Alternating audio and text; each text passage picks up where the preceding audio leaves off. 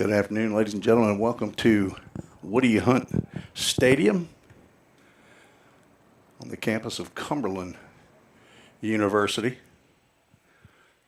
in Lebanon, Tennessee, where we are attempting to play one 9-inning game, Ball State Pioneers, against the junior varsity squad of Cumberland Phoenix.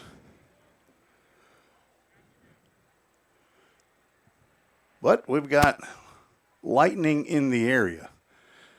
A few sprinkles earlier, but nothing coming down right now. But lightning is within a couple of miles here. The last few minutes, I was down on the field checking with head coach Jim McGuire and interim head coach Woody Hunt to see if there was a ETA on when this game might begin. It does not appear as though there's a chance that it begins probably before 4 o'clock. I don't think they'll let the players actually get on the field officially to warm up until possibly 3:45. So we are currently in a weather delay, and I will check back with you to let you know when the start time might be. So check back on YouTube here. Sometime 3:45 would be my guess as to when we might have an idea. This is Tim Reese, broadcasting on YouTube on the Ball State Sports Network.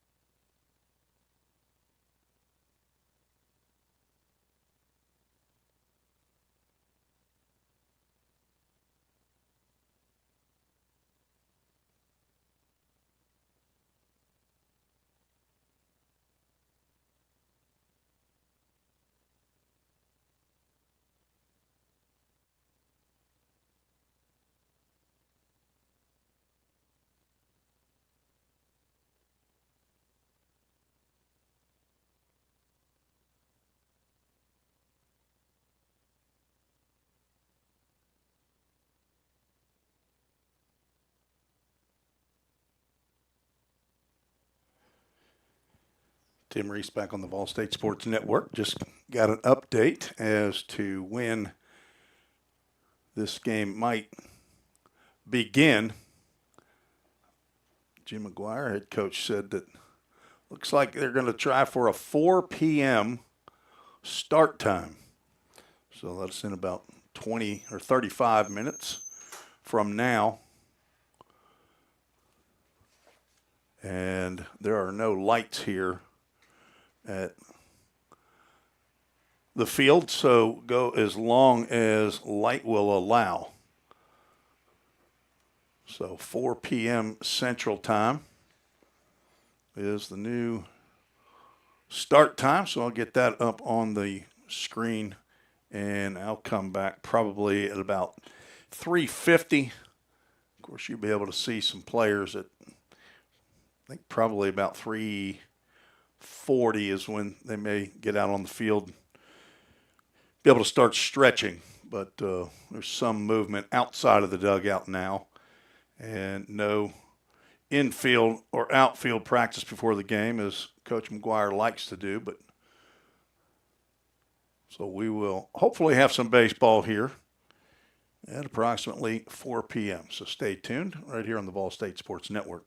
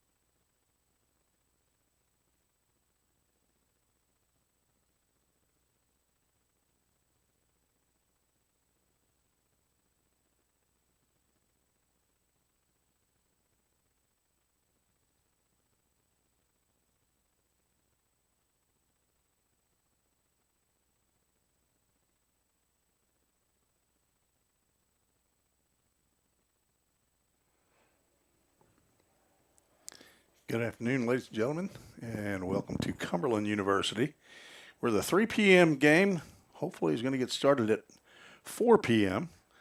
Had a 1 hour delay due to weather, lightning in the area. Did not produce any measurable precipitation here in Lebanon, Tennessee. You see head coach Jim McGuire out with the umpires today as Antonio Costas, the new head coach for the junior varsity squad for Cumberland. He's been a coach here for a couple years. And with the recent change with the resignation of Ryan Hunt as the head man here at Cumberland, they're trying to find a new head man. And right now, Antonio Costas is the coach for the junior varsity squad. And for all I know, he might have been the head coach scheduled for the junior varsity squad all along. Last year, he was part of the coaching staff for the junior varsity. Now he's at the helm. He's assisted by Preston Welch, and the pitching coach is Carter Rost. I did see interim head coach for the Cumberland University squad, Woody Hunt, here earlier. Went in, talked to him in his locker room and office area. Reminisced a little bit. First time I met Woody Hunt was on the campus at Belmont College, as it was known back in before 1998, I believe. But this was in 1979 or 1980, as he was a student at Belmont while he was an assistant coach at Cumberland, what was then a junior college, and ultimately became a 4-year institution, and they compete in the NAIA, which is what Belmont used to compete in, until they went to Division I in 1998. Let's get you the starting lineups as some baseball is being handed off to home plate umpire, whose name I don't know. But for the visitors, who split the doubleheader on Friday down in Jackson at the Jackson Showcase, Noah Rice will lead off and play center field. Braden Baker is going to bat second. He was a Toyota Gallatin player of the game in Game 1 of that doubleheader, and he had a fantastic day. Went 3 for 3 in Game 1 with a single, double, and a home run. 3 RBIs, scored 2 runs, and then went 1 for 2 in Game 2 of the doubleheader. Played second base in Game 1 and shortstop in Game 2. He's playing second base here in this one-game contest. Easton Denning's going to play first base and bat third. Tucker Smith is the DH. He'll hit cleanup. Hudson Blank in left field, batting fifth. Jaden Perez in right field, batting sixth. A.J. Armstrong playing third base, batting seventh. Tucker Lorenz at shortstop hits eighth. Bradley Pippin is an extra hitter. He'll hit ninth, and J.C. Menendez will be behind the plate, and he will bat 10th. He will catch Ian McCord, who is on for his first innings against a outside opponent.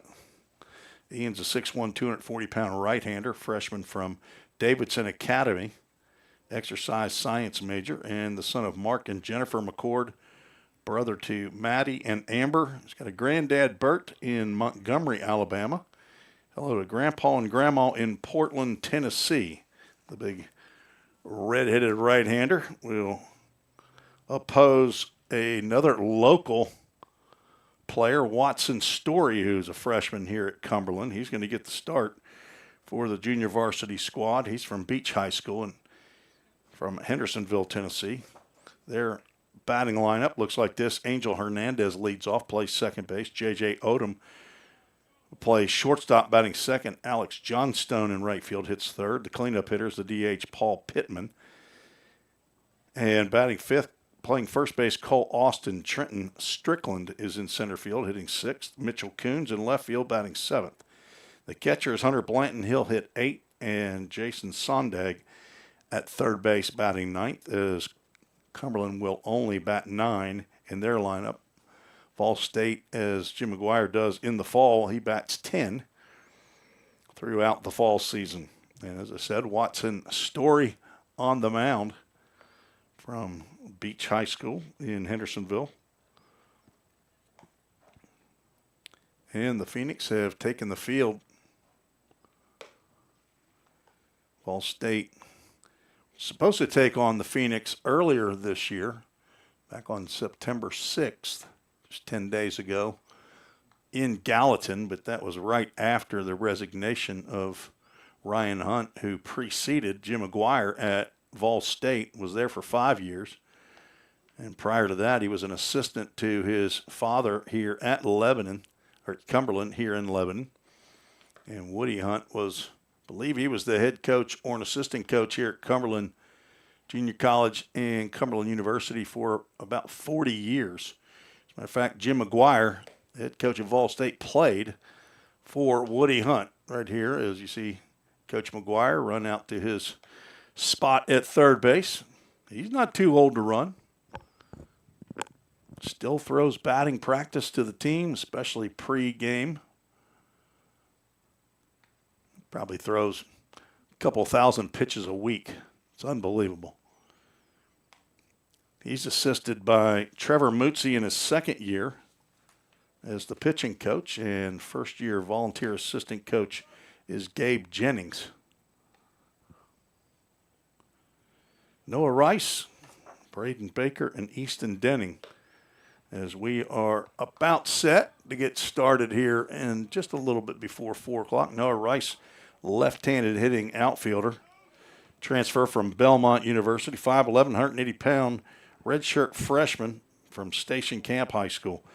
Jacoby and Karen Rice, his parents, Eli and Silas, his brothers, Granddaddy and Nana, and Meemaw, all in Gallatin, Tennessee.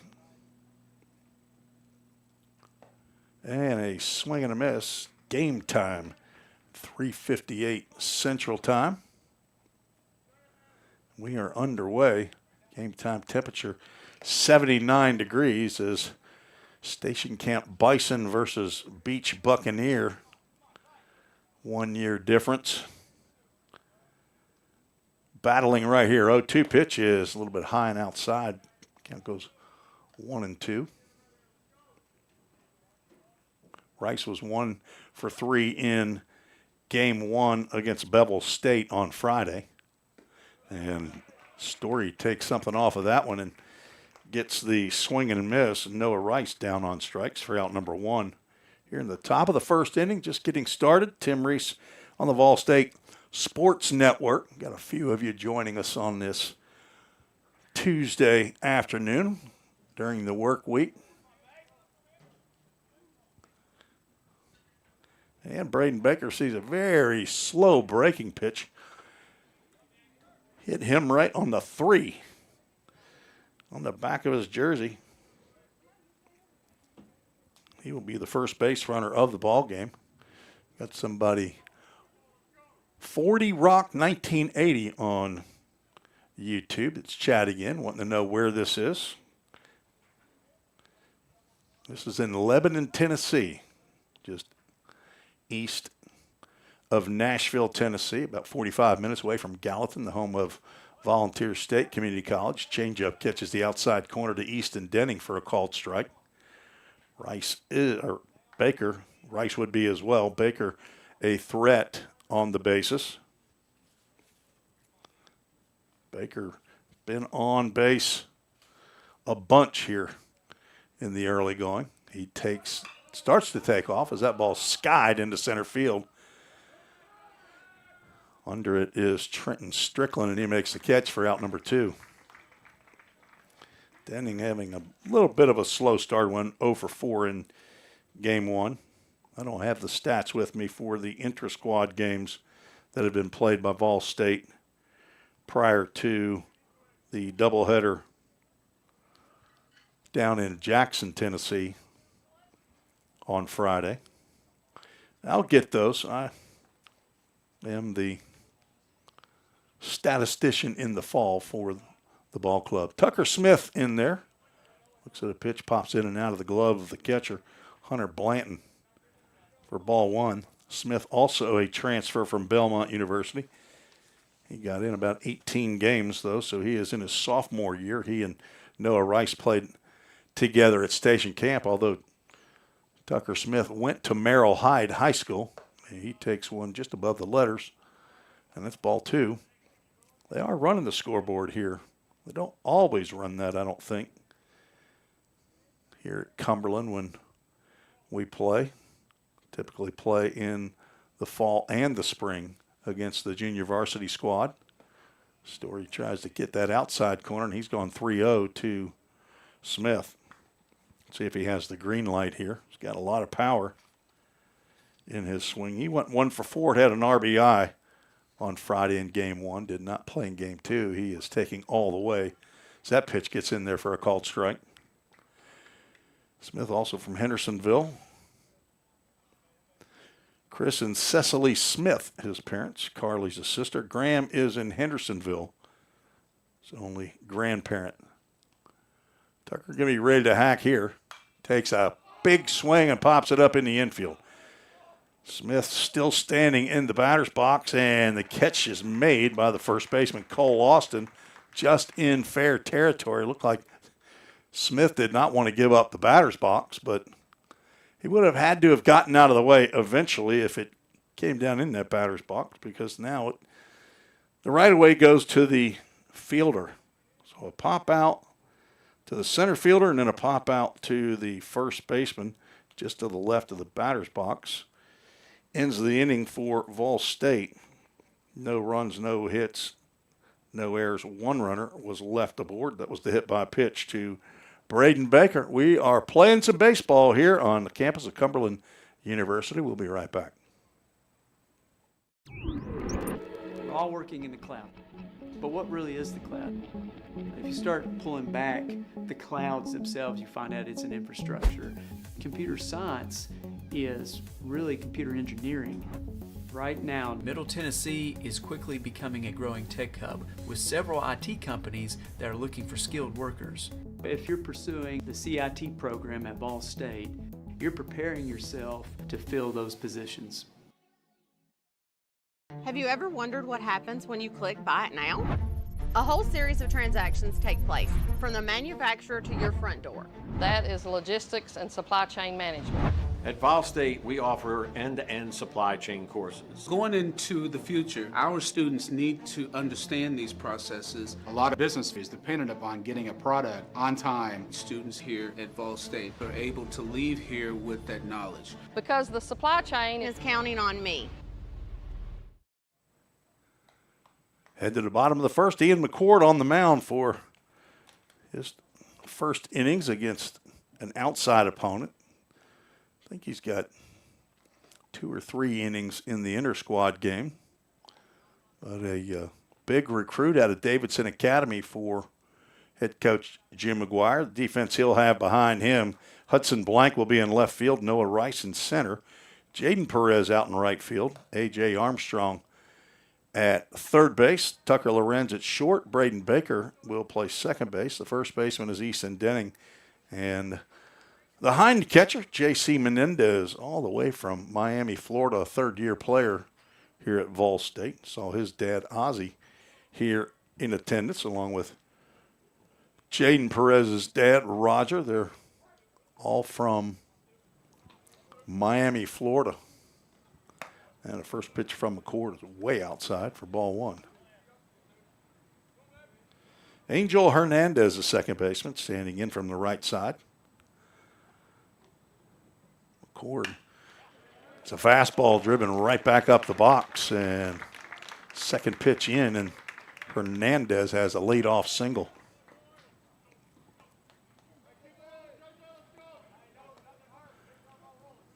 Guessing that was a get-me-over fastball after that first pitch missed the zone so badly. So that'll bring up J.J.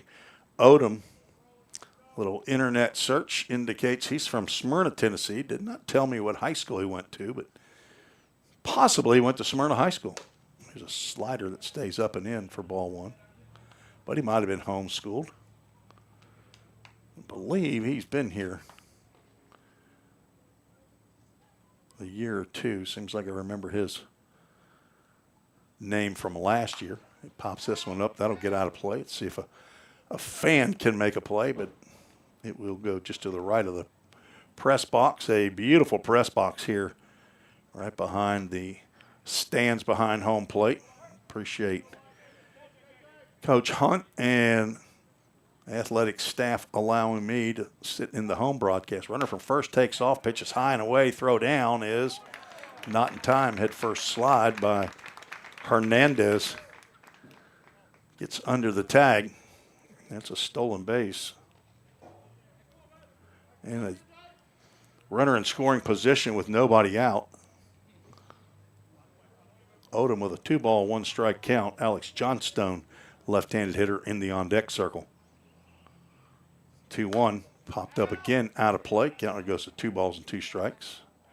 If you want to join the show, you can send an email to treesports@gmail.com like several of you did last Friday.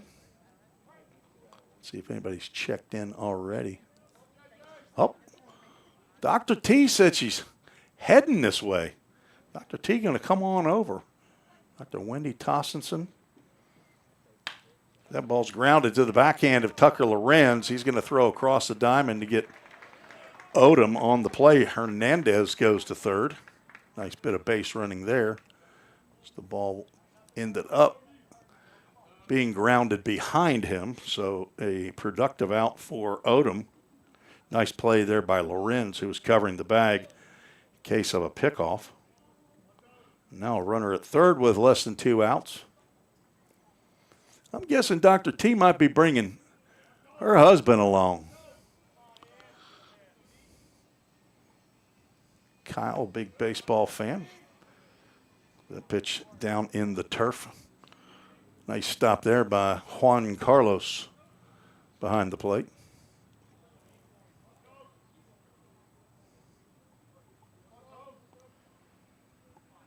Left-handed hitting right fielder. That's a ground ball base hit into right field. Cumberland, the fly right in the middle of the shot. Gets the scoring started here in the bottom of the first. 2 hits in the inning, and Hernandez scores. Now Paul Pittman, as McCord steps off, and the umpires want to make sure that everyone knows that's his one and only allowed disengagement for this batter. If he does it again, it's a ball on the batter, I believe. There's a pitch at the knees for a called strike.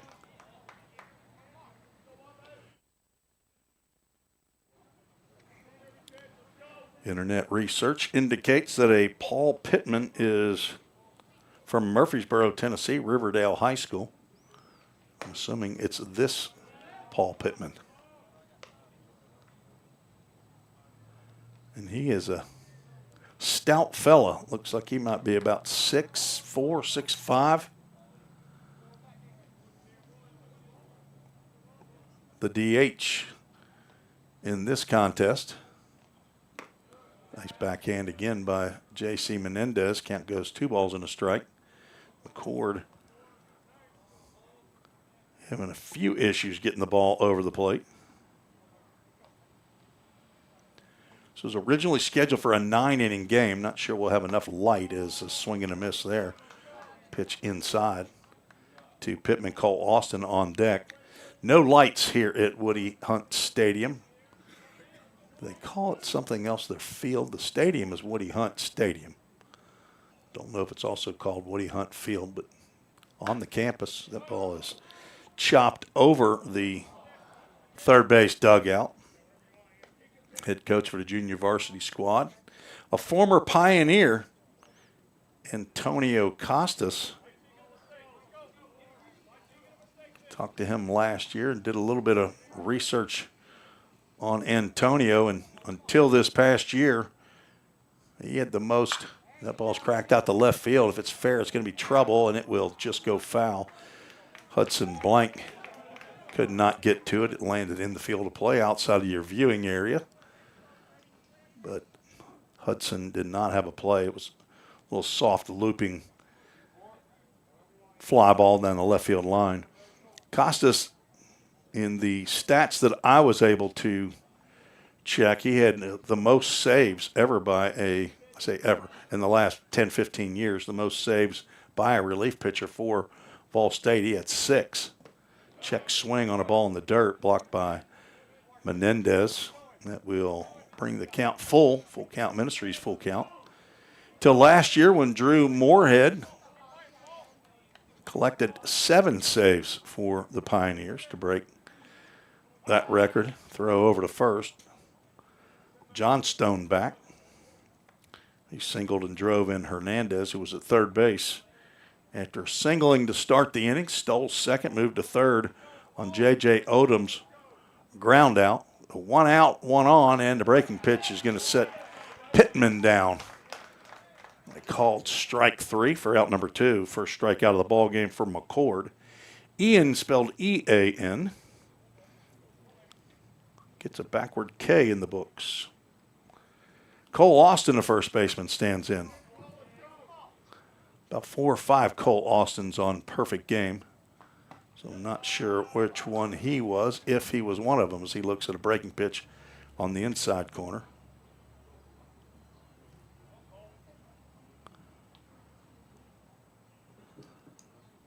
Cord comes set. Couple looks over at first. Runner not going. Swing and a miss on another breaking pitch.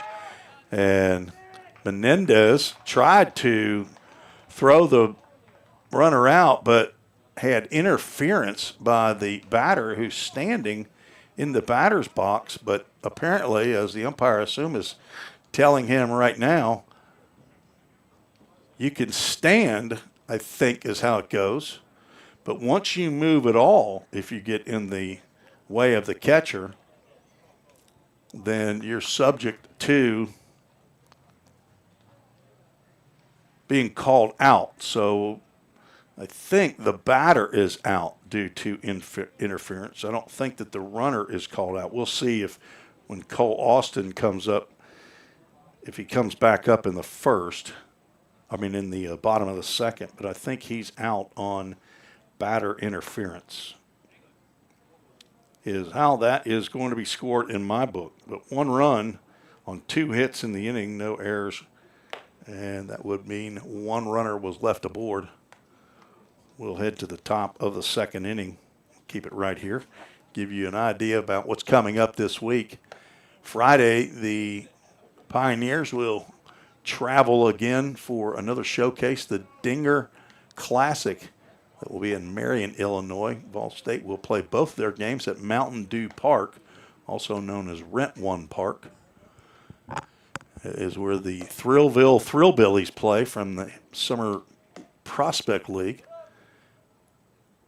And right now on my schedule, it shows that Vol State plays at 9 a.m.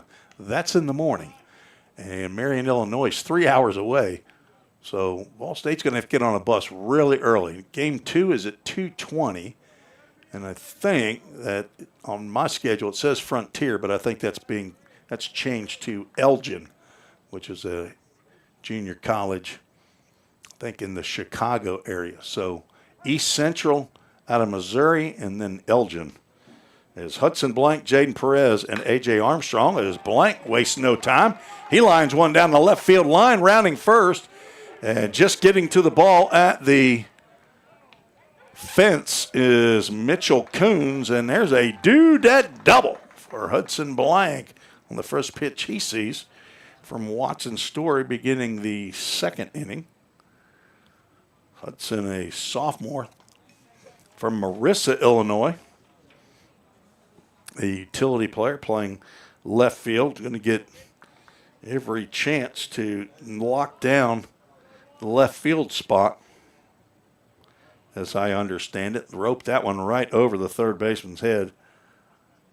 And that will bring up left-handed hitting Jaden Perez, redshirt freshman out of Miami. He thought about going after the first pitch, and it missed somewhere. Definitely off-speed pitch. Tying run now at second base with nobody out.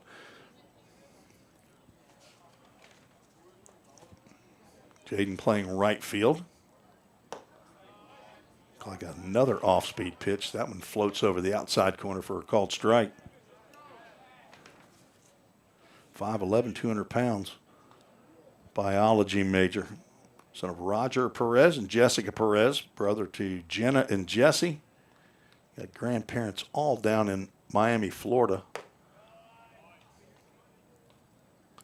2 balls and a strike.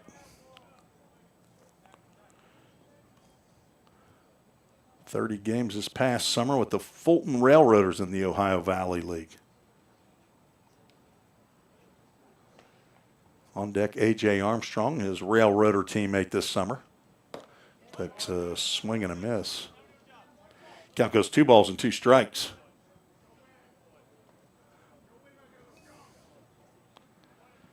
Jaden 0 for 3 on Friday, did walk in his first plate appearance. Still looking for his first hit of the fall.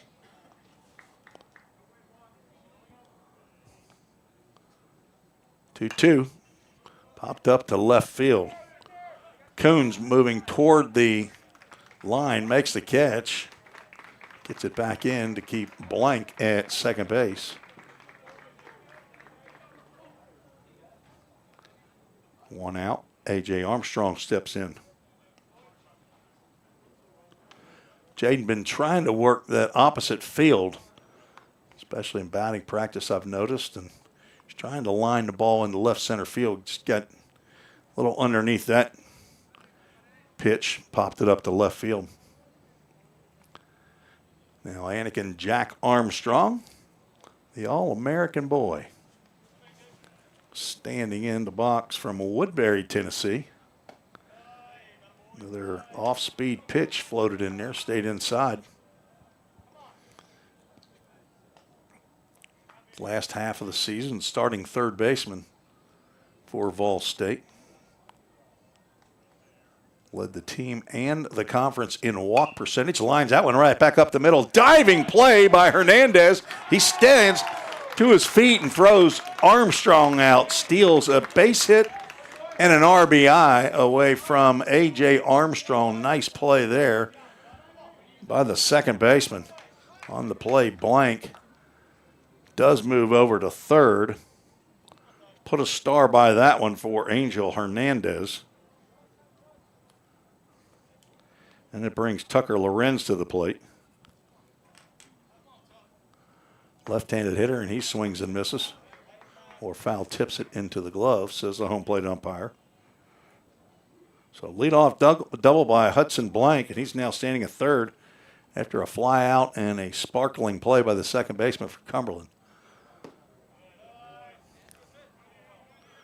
Ball and a strike. Shortstop J.J. Odom playing Lorenz up the middle. Hernandez playing in the hole at second. First baseman Cole Austin midway. He's not back at first. Check swing. They're going to call that a strike. It looked like it could have been out and or up, but apparently neither.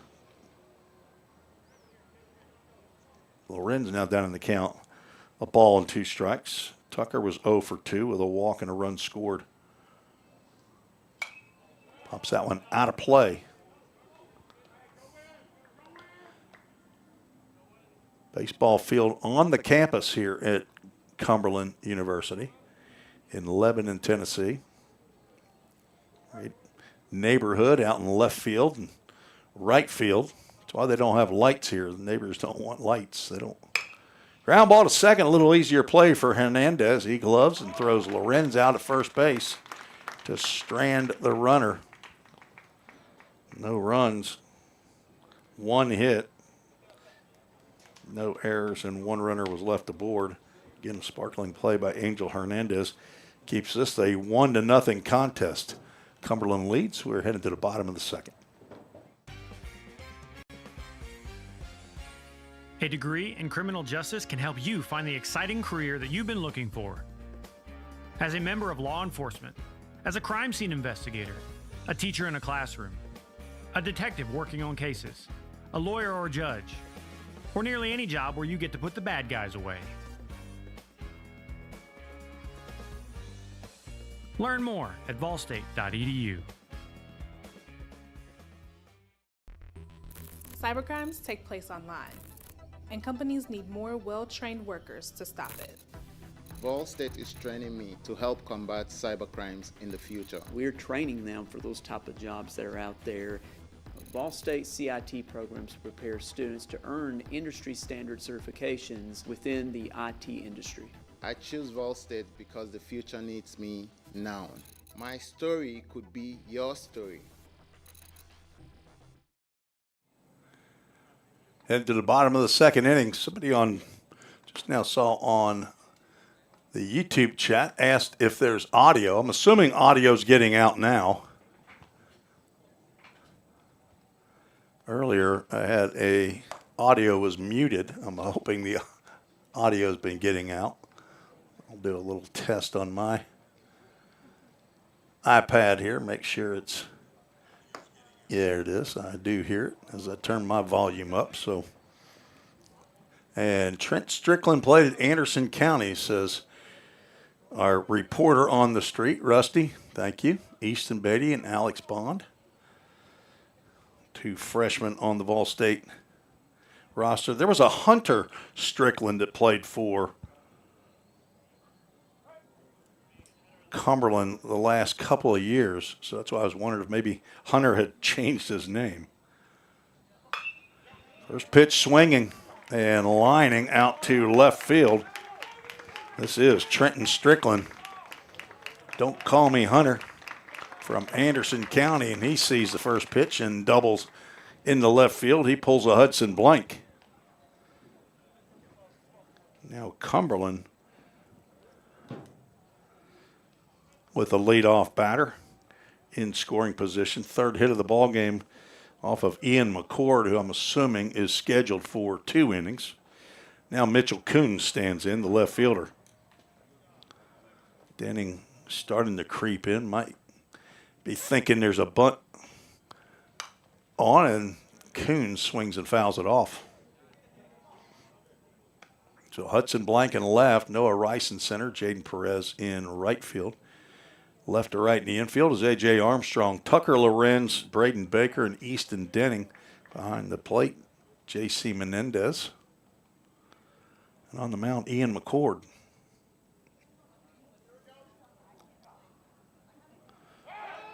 Oops. Guess I can keep it right there. Keep forgetting we got that angle for second base as well.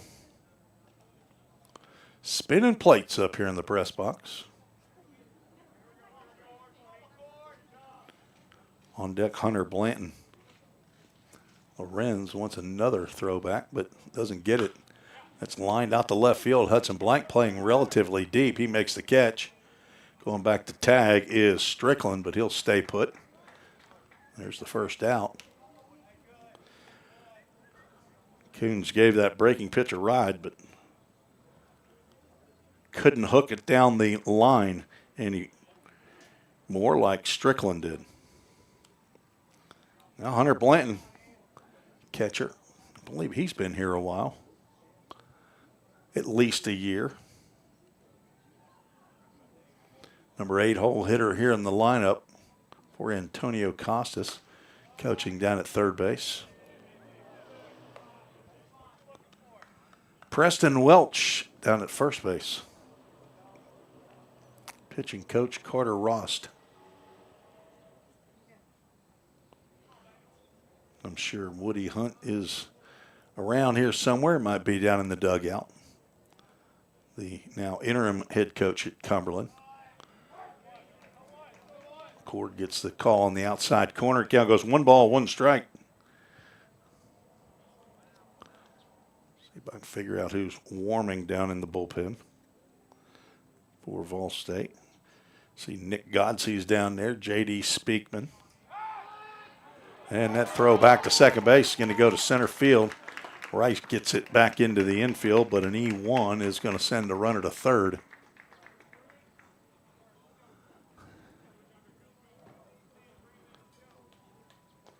First error of the ball game for either team.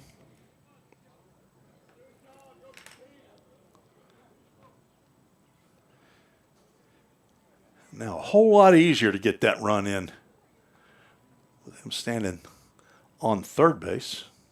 We're leading off. They do allow lead off here in college. Nice play by J.C. Menendez there to keep that runner at third for the time being. Cord has missed a couple of those sliders that would have probably been behind a left-handed batter. Gumby-armed J.C. Menendez able to get it in the glove. Another one, Cord looked like he tried to step on a fastball there and yanked it glove side. Does have a base open, but down the bottom of the batting order, 8 and 9, not looking to put somebody on here. Hunter Blanton with a 3-ball, 1-strike count. Takes one on the inside corner. And we have a full count, Ministries full count. Toward the end of the game, we'll have the full count Ministries verse of the game. I'll come up with one.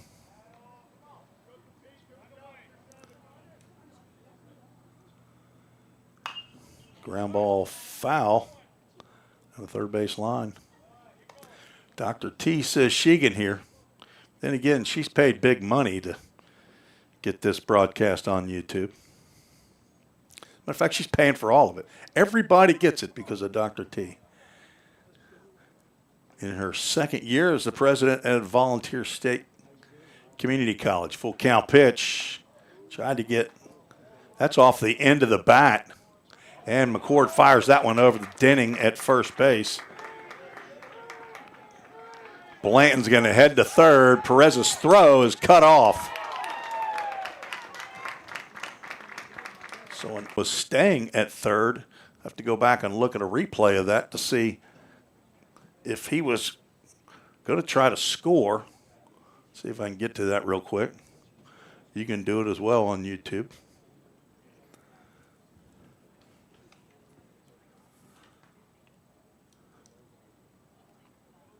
Check, yeah, a little check swing. He was staying at third until the throw airmailed over. So give McCord his second error. And right now that's an unearned run. Strickland scoring. The number 9 hole hitter, Jason Sondag, S-O-N-D-A-G, the third baseman, steps in with one out and a runner at third. The lead is 2-0. Cumberland Phoenix leads. Cord misses low and inside. On deck, Angel Hernandez, the leadoff batter.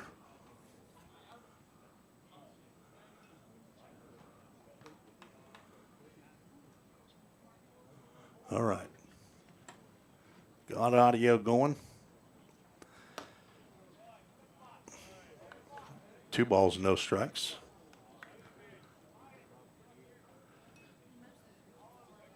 I think it will be Nick Godsey next in the ball game.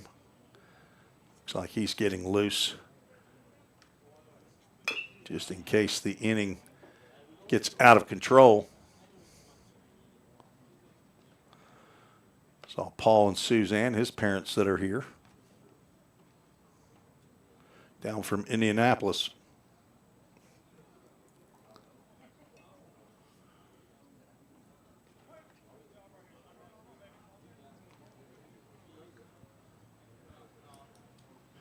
Cord looking to retire Sondag without allowing Blanton to reach, but he's now gone 3 balls and a strike to Sondag.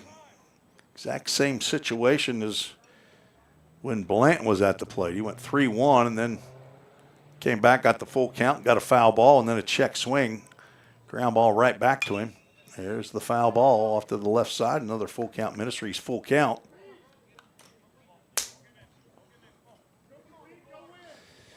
Tim Reese 1, Mosquito 0 here up in the press box.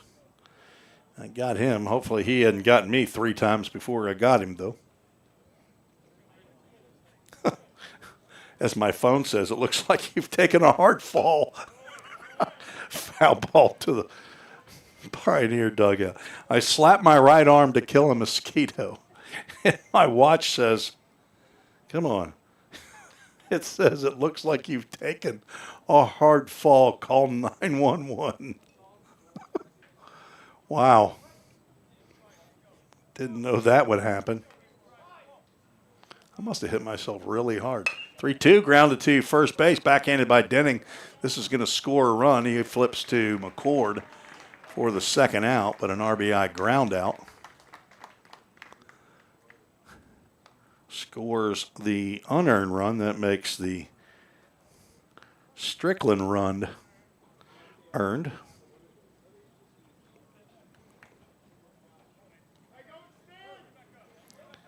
Now 2 outs and the bases cleared. Back to the top of the order. Angel Hernandez, who singled up the middle on the first or second pitch that he sees in his first at-bat, takes a breaking pitch there for a called strike. Lorenz scooting toward the middle of the field this time.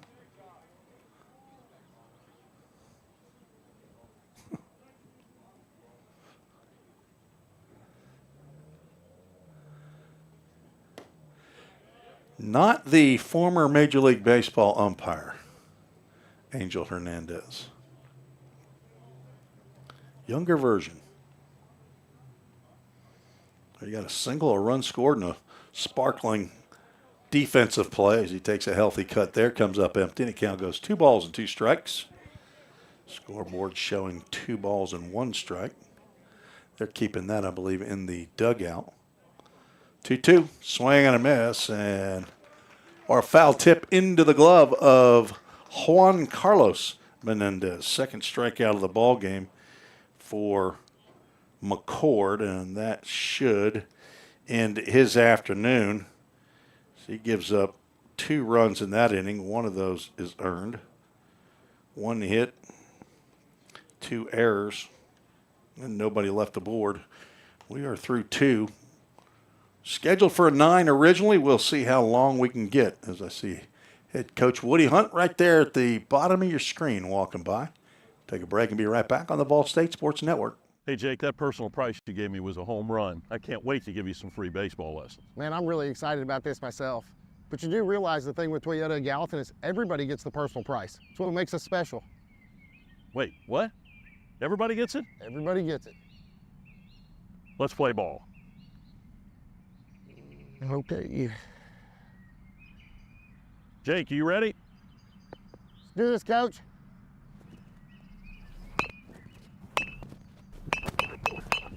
Hey, Coach, this is pretty easy. We'll see about that.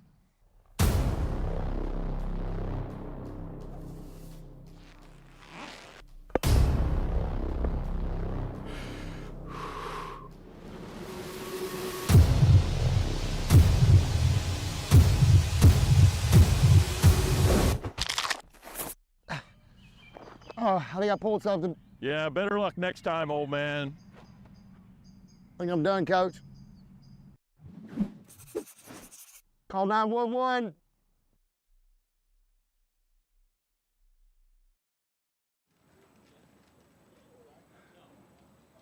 Love that commercial. It's one of my all-time favorites. Coach McGuire, that was a cool fall morning that he did that with folks over there at Toyota Gallatin. Johnny Lynn will show you that one with the head basketball coach. He did one as well. Toyota Gallatin did a bunch of those, about 4 or 5 of them. And appreciate their support of Vol State Athletics. Jake Thompson there is the famous Facebook actor. He's also their general sales manager.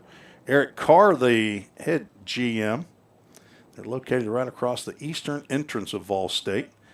They have provided brand new scoreboards for all of the athletic teams there at Vol State. Appreciate that. Appreciate their support. New pitcher out on the mound. Tell you who he is in just a second. Bradley Pippin, one of the extra hitters in the lineup, in the 10 batter lineup. Leading off. Trying to get to my roster.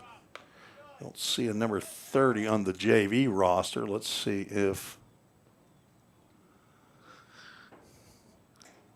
Antonio Costas put this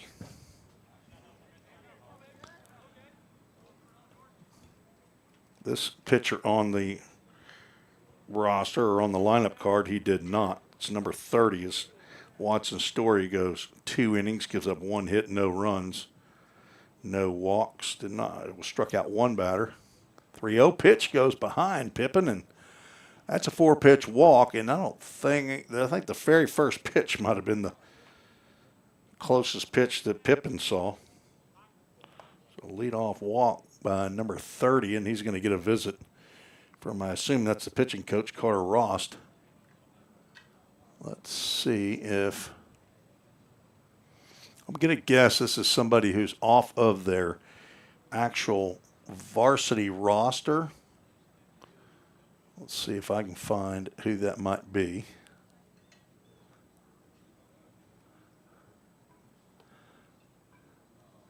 I see a number 30, but that shows Hunter Brown. He's a left-hander, so I won't guess anymore. J.C. Menendez steps in.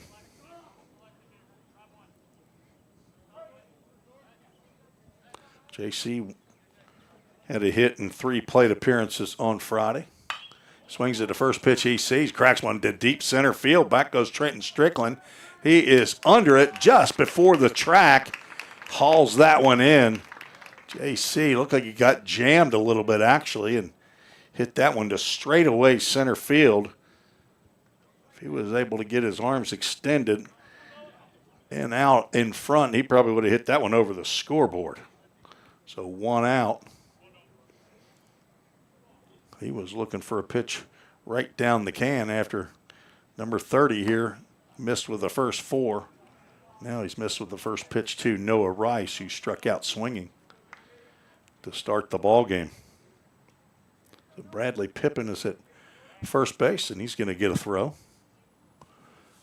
Pippin, a transfer from Middle Tennessee State University. He's from Riverdale High School. Larry and Ginger Pippin, his parents. Ada, his sister. Rice sees another one outside. Bradley has a pawpaw and a mamaw in Lake Wells, Florida. Pop and Grandma.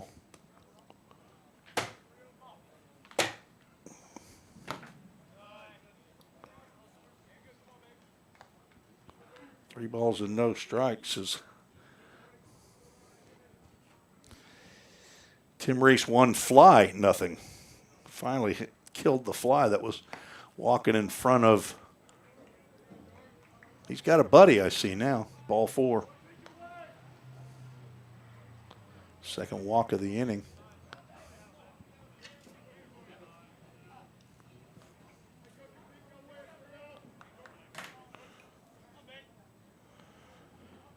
Braden Baker, runners at first and second, stands in with 1 out. Hit by the first pitch he saw. Right in the middle of the back on a breaking pitch. Takes a healthy hack at a pitch just above the letters. Comes up empty.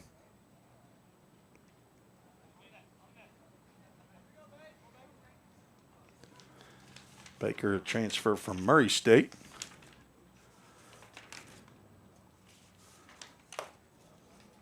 That one went right by his nose. Ball 1. 5'11", 180-pound former Eagleville High School player. Redshirt freshman, did not play for the Racers. Takes a pitch down low. Business management major, the son of Scott and Courtney Baker, brother to Kalen, grandson of Grandpa and Grandma in Mount Juliet here in Wilson County. Ground ball foul, grounded right past Jim McGuire. No effort whatsoever to try to haul that one in. Pawpaw's in Springfield, Illinois. Nana's in Gleason, Tennessee for Braden Baker. A Paducah Chief this summer. We're going to get the Pioneers on the board, and he's going to get plunked again. Get that target off your back. Couple of hit-by pitches for Baker. Got an ice bath in his future. Couple of walks, a hit-by pitch, a fly-out. Brings up Easton Denning. I say yard card. We play yard card in the summer. Predicting home runs. I'm going to predict one right here for Easton Denning. Takes a called strike on the outside corner. That's not your pitch, Easton. Not on the first strike anyway. Easton started and played in every game last year for the Pioneers. Only player on the roster to have that accomplishment. Led the team in batting average, RBIs, led the conference in doubles with 22, at least in the regular season. 62 hits. Fouls that one out of play. He's now down in the count 1-2. Ball State down 3-0. Cumberland scored 1 in the first, 2 in the second.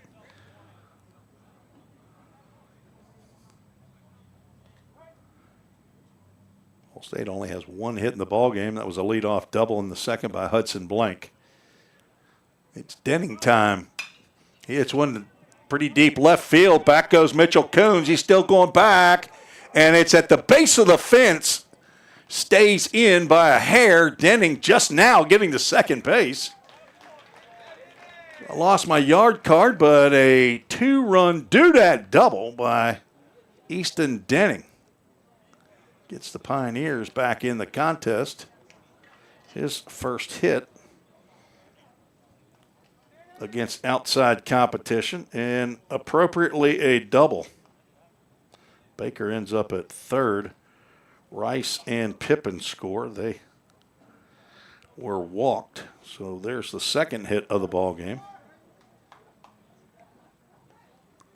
Now Tucker Smith has a chance to tie or give the Pioneers the lead. He takes one right down Broadway for a called strike. Thanks to Dudak Communications for their support of Vol State Athletics. Printing, if something that needs to be printed, give Craig Sinard, his crew, a call. Or you can go to dudat.me. DODAT.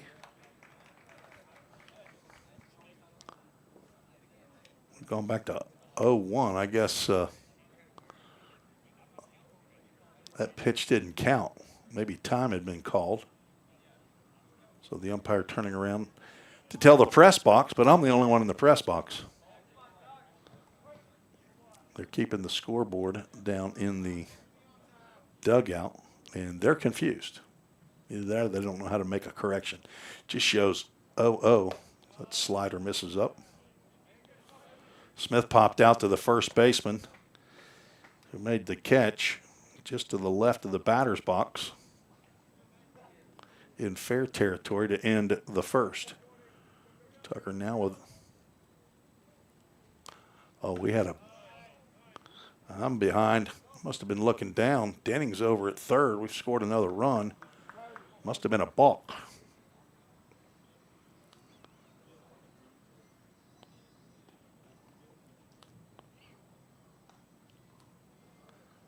Smith grounds one to third. Denning's in no man's land. Throw's going to come to the plate.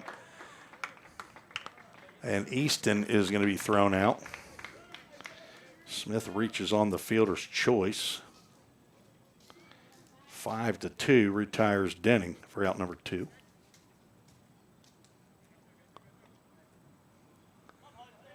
We're tied up 3-3.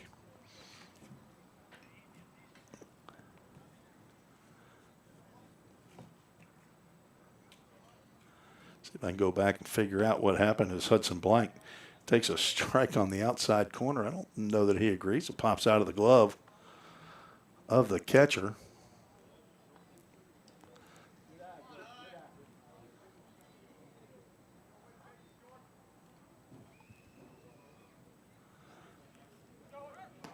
Runner starts to go, does not. All right. And a balk was called by the base umpire. So look back at the replay. Popped up on the right side. Might be playable for Austin. No, it will hit off the dugout. Count goes 1 ball, 2 strikes.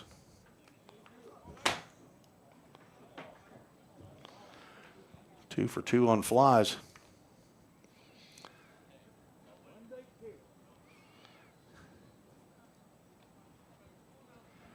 Blank doubled on that left field line. Might be a close play at the plate with Tucker Smith if Blank repeats that at-bat. Ground ball just under the glove of third baseman Jason Sontag as he took a step and a dive.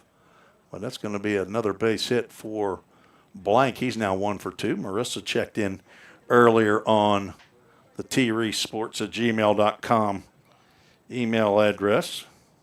They're listening in Marissa, Illinois. Marissa in Marissa.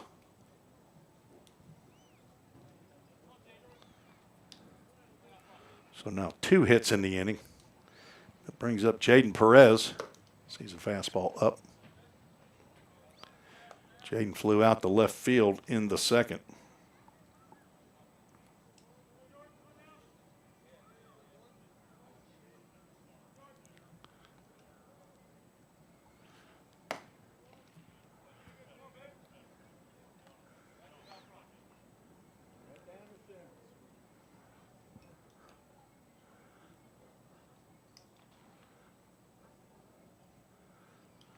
Don't know the pitcher's name. It's not on any roster that I'm seeing. Not underneath that number anyway. Now gone 3 balls and no strikes for at least the third batter in the inning. Couple of walks, a hit by pitch.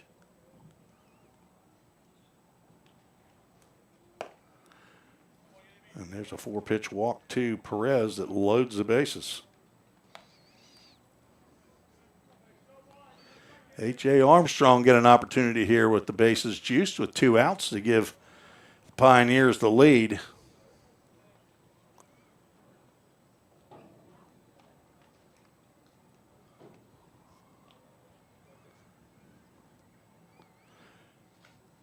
Base hit taken away from him. And there's a pitch that gets over the glove, and Tucker Smith gets drilled by the throw by the catcher, and 2 runs are going to score.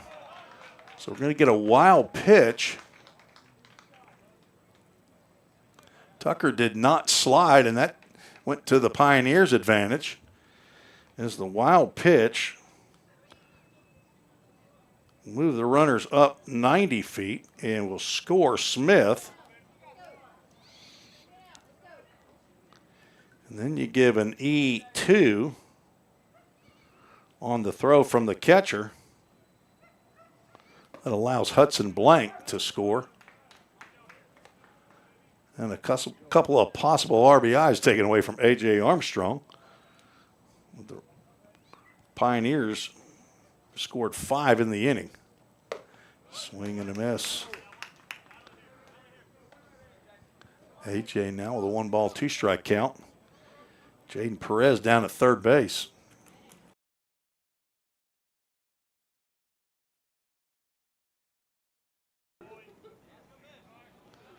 And why is this happening?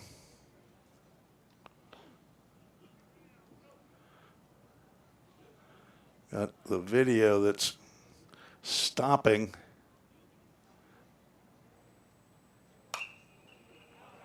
Popped up and out of play. 2 balls and 2 strikes.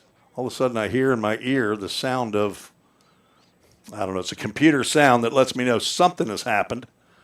And I look up and I see my video is frozen. I don't know why that's happening. 2-2 pitch, breaking pitch right over the plate for a called strike. And AJ down looking, only strikeout of the inning. Full count scores. Full count. Vol State, I'll get over it.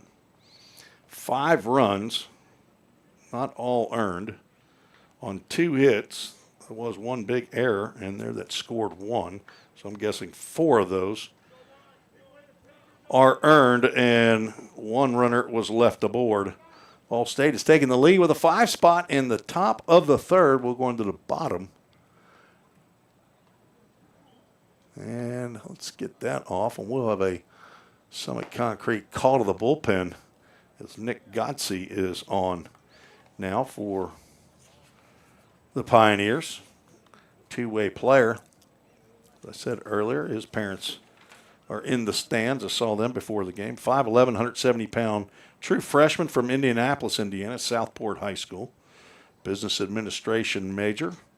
Paul and Suzanne, his parents, Landon, his brother, former Pioneer a couple of years ago, now finishing up his career as final year at Belmont University. Lovely fiance Miranda might also be listening in. Grandpa and Wanda, they're in Terre Haute, Indiana. Grandma, she hangs out in Newcastle, Indiana.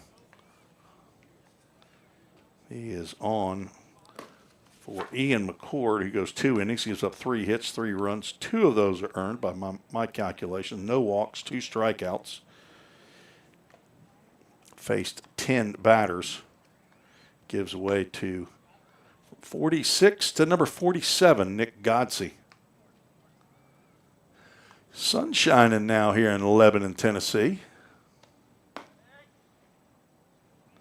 So I'll recap the 5-run inning.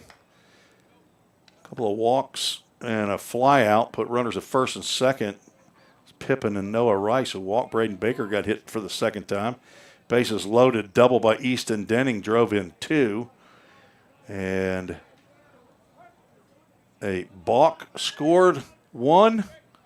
Then a wild pitch and an error scored 2 more, and that's how Ball State scored 5 runs. It was a single by Hudson Blank. Put runners at first and second as a swing and a miss. Puts the count to 0-2. J.J. Odom grounded out to short in his first plate appearance. 2, 3, and 4 to face Nick Godsey, the right-hander. There's a slider on the outside corner, and that's a good morning, good afternoon, and a good night as Odom takes a called 3rd strike.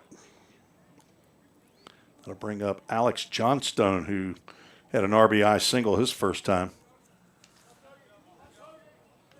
against Ian McCord. He'll bat here with nobody on and 1 out. Godsey working quickly. That one's spiked into the artificial turf. That's here in the infield. It's a natural grass outfield, but artificial turf in the infield and the sides in front of the dugouts. It's exactly what I know I would like, and if you can't get a full field turfed, this would be acceptable. I'm sure Coach McGuire would love to have one. I just got to find out who it's going to be that would donate that kind of change. There's a called strike on the outside corner as Godsey pours one in after going 2-0 to the left-handed hitting right fielder. Might take about 400 big ones. Slow breaking pitch fouled back.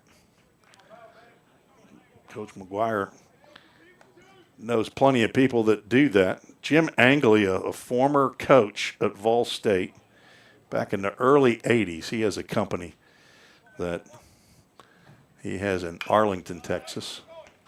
Fouled off to the right side.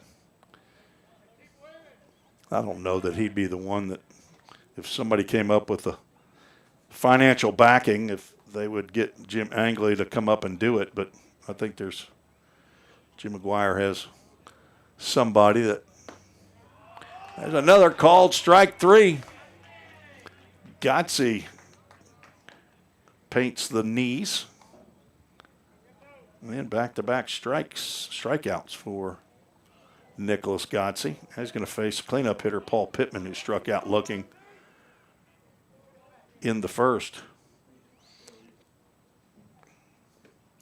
Lots of work that is scheduled, as I understand it, at the Tim Garrett Baseball Complex.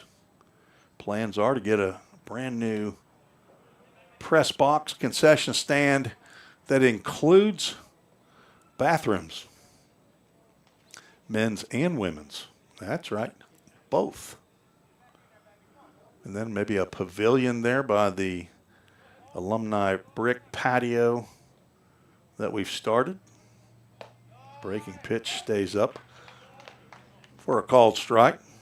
Gotze relying on that breaking pitch here in his first inning of work. Not sure if he's going to go 1 or 2. There's a breaking pitch again. And he's come back from a 2-0 to bring the count to 2 balls and 2 strikes. Let's see if Pittman takes a hack here. He does not, and that is 3 backward Ks in the books. You don't see that very often. Non-swinging. Back-to-back-to-back Ks. That's 4 straight for Pioneer pitching.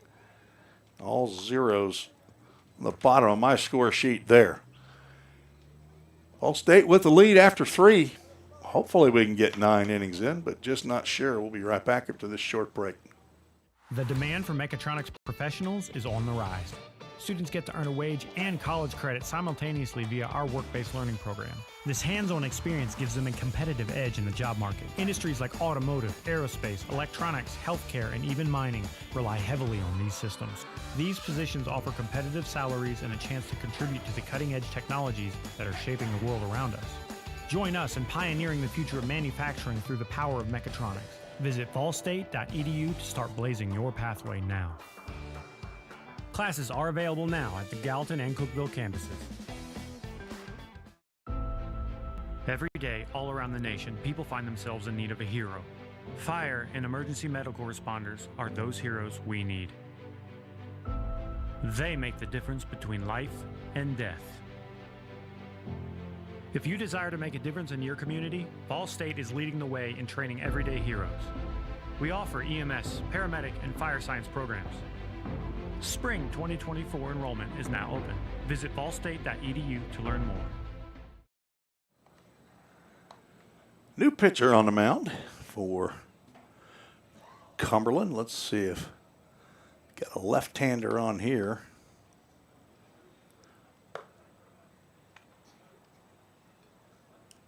Was given a lineup card.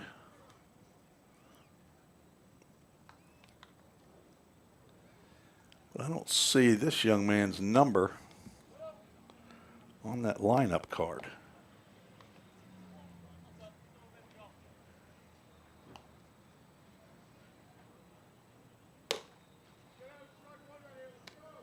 That is a 21.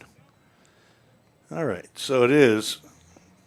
There's a Jay Taylor that shows, and some of you are out there telling me about some of the players. Maybe you know who this left-handed pitcher is, Jay Taylor. It just has J. period Taylor, so first lefty, and he's going to face left-handed batter Tucker Lorenz, who grounded out to second to end the second. Takes a called strike to begin the 4th. So number 30 goes 1 inning, gives up all 5 runs. That fastball misses up. Quick calculation said that 4 of those runs were earned, walked 3, struck out 1 batter. Nearly gave up a grand slam to Easton Denning that I had called prior, but Denning's double hit right at the base of the wall, just in front of the scoreboard in left field as Easton went oppo there. Lorenz, I've got a 2-ball, 1 strike count. Make it 3 balls and a strike. Scoreboard showing, now it's showing 3-1. Ball State with 3 hits in the ball game.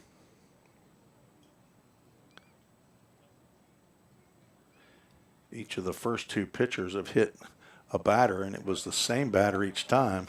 So that pitch just whispers at the outside corner. Makes it a full count. Ministries full count. Rusty, I'm going to go with Kylie. Talking about, I assume, Trent Strickland. Swing and a miss, and Lorenz is down. He foul tips that one into the glove. Lefty's got a little extra gas on that fastball.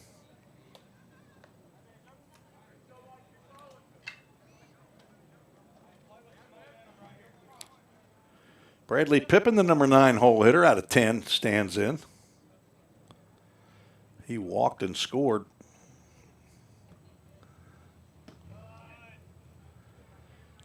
Walked to lead off the third.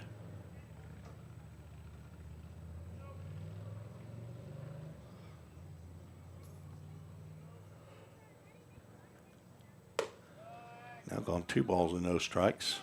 Marissa Blank emailed in earlier on tresports@gmail.com. She said, listening from Florida with Aunt Nicole.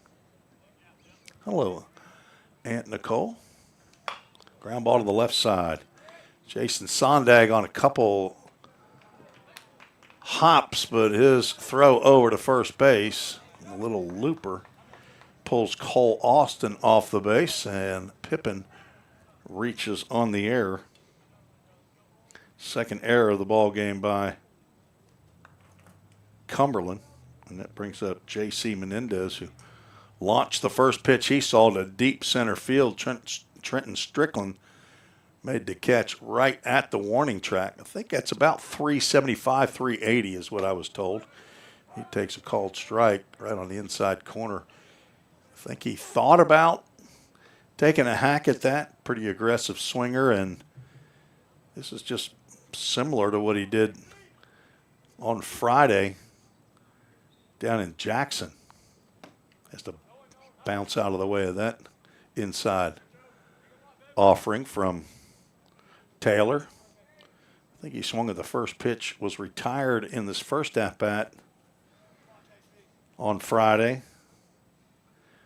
And then he waited, I think, to the second pitch, drove a single in the left field.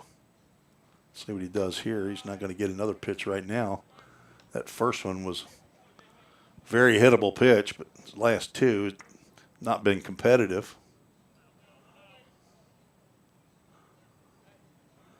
Hadn't had to make hard decisions there at all. 2-1 is up. Umpire behind the plate is doing a good job as far as I can tell. From my vantage point, I'm just a little off of his left shoulder from my view. 2-man crew today. Swing and a miss there. And Full Count Ministries full count with 1 out and 1 on.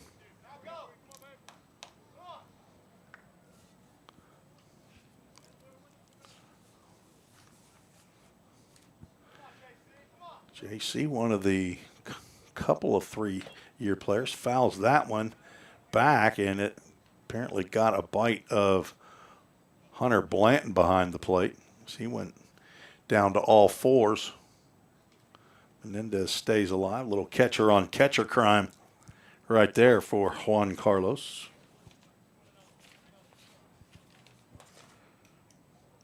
JC very productive in his hits last year. He had 5 of them. 2 of them left the yard.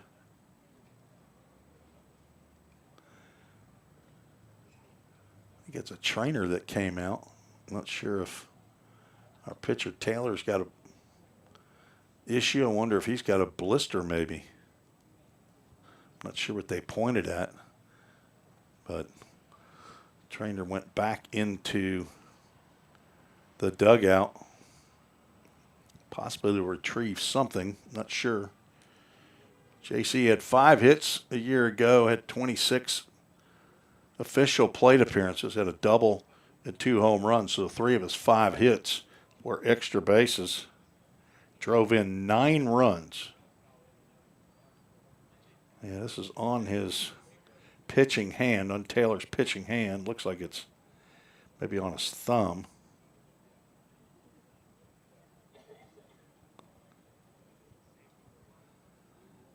Some sort of an aerosol being applied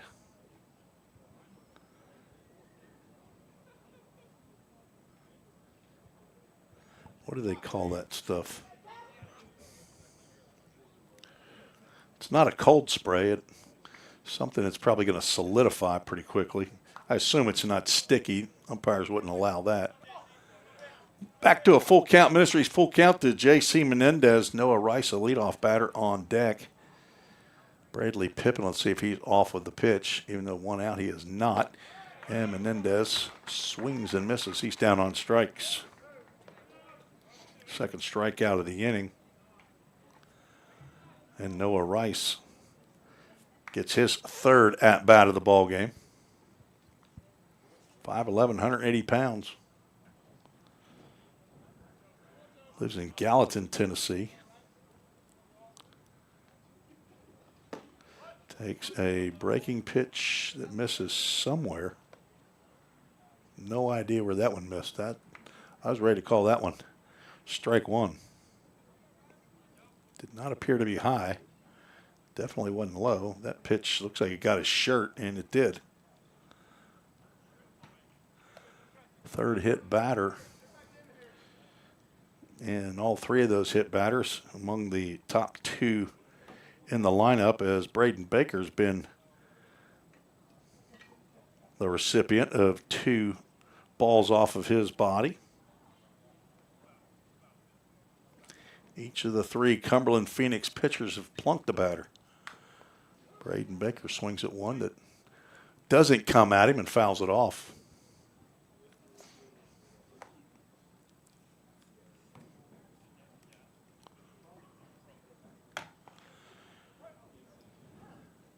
Going to try to broadcast from Marion on Friday.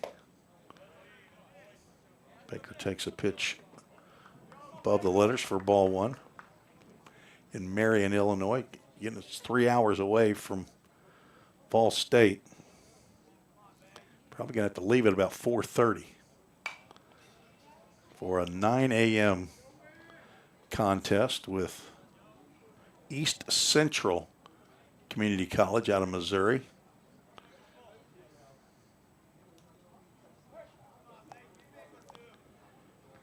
One ball, 2 strikes, 2 outs, a runner at first and second. And that nearly hit Baker in the left elbow. Matter of fact, I wouldn't have been surprised if the umpire said, yep, that got him.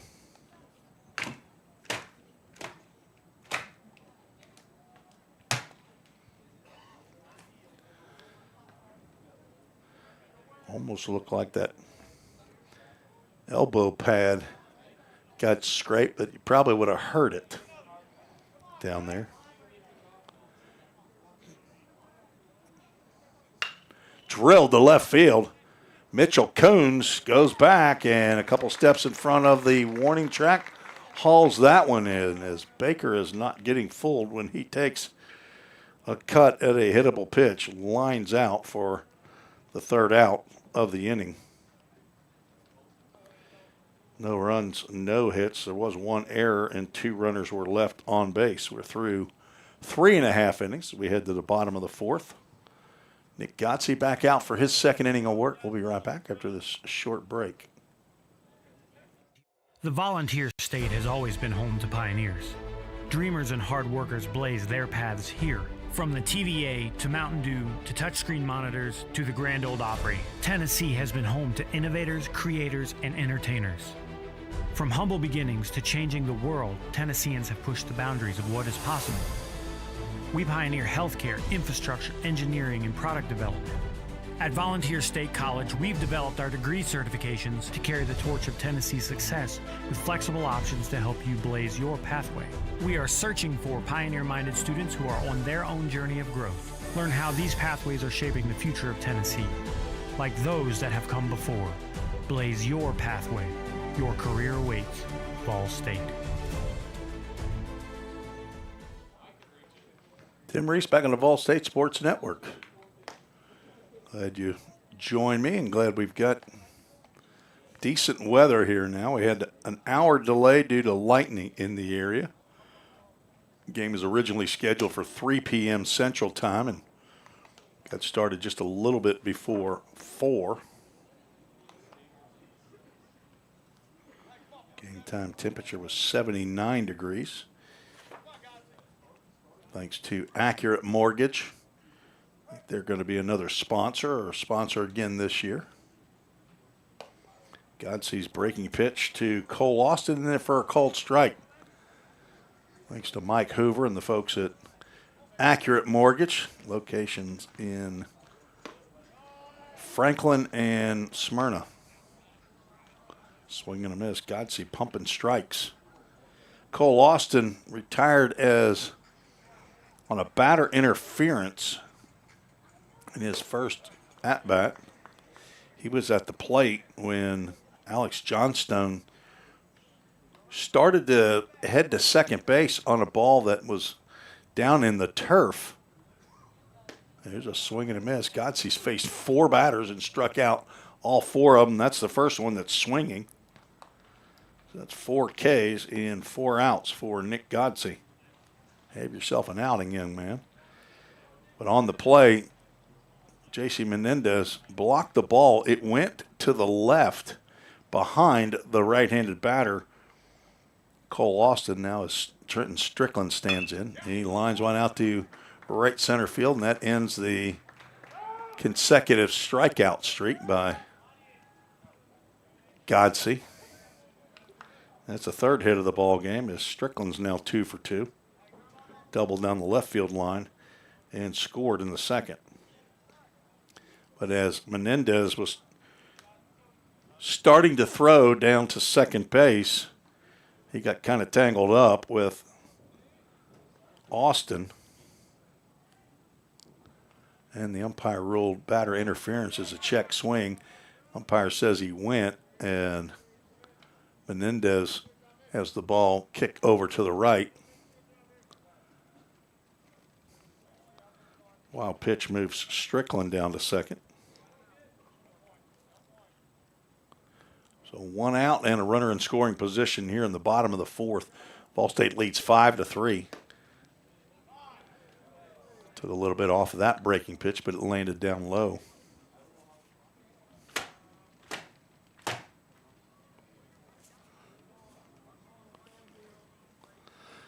There's former athletic director and head men's basketball coach Don Purdy. Walked probably right in your view there. His grandson Cole Purdy on the Vol State roster. Don Purdy's son Alan is Cole's father. Check swing foul off the screen. Count remains 1 ball and 2 strikes to Mitchell Coons. Flew out the left field in the 2nd inning.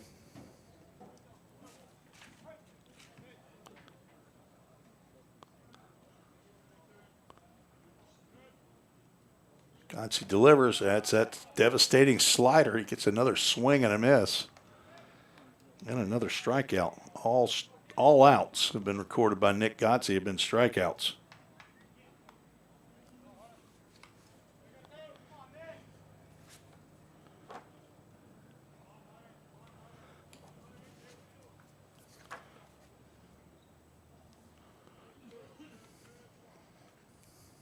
Swing and a miss on that breaking pitch again.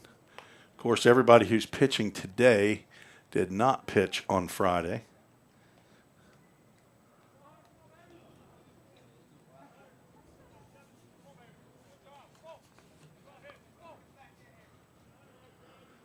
And I would assume will not pitch this next Friday. There's another breaking pitch. Catch that outside corner as Hunter Blanton is now down in the count 0-2. The runner at second and 2 out. 5 pitchers for Vol State in game 1 against Bevel State. And there is strike 3. All 6 outs recorded via the strikeout. And that ends the 4th. No runs, 1 hit. 1 runner was left aboard. That's 4 hits in a game for Cumberland, but they have 3 runs. We'll take a break and be right back after this short break. Man, thanks to that ball and personal price you gave me, I was able to scoop me up some new kicks. Really? I like those. You look like you're ready for a marathon now. You know, on second thought, we're always looking for some fresh talent. Have you thought about going back and playing? Really? Man, have I ever. Wow.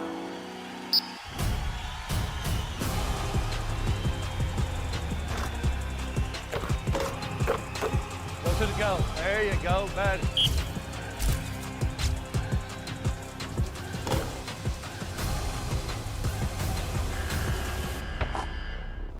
Jake. You for real, Coach? Yeah. Well, here's the thing about the personal price, Coach. Everybody at Toyota Gallatin gets it. That's what makes us so special. Well, on second thought, I think we're all booked up. Come on, Coach. For real? Give me a shot. We'll pass. Oh, come on. Wow.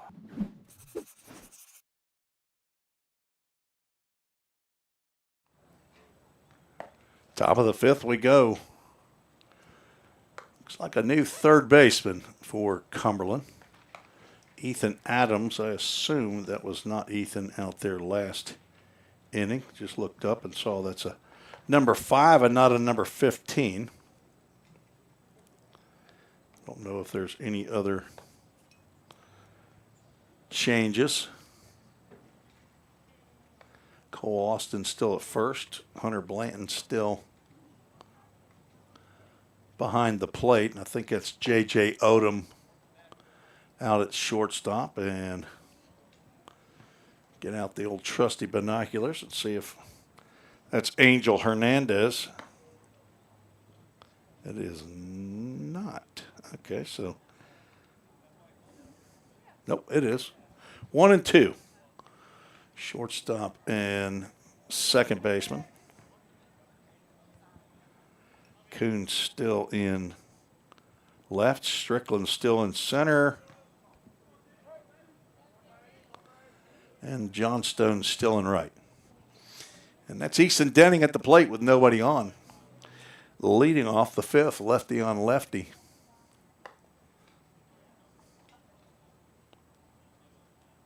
Three left-handed batters in the starting lineup for Jim McGuire's Pioneers. Facing left-hander Jay Taylor. That one's fouled off. Guessing, well, the temperature actually showing that it's down from the game time. Guess that storm that came through. Another foul ball. That one gets off the pole. Stays in the field of play. Shows 76 degrees now.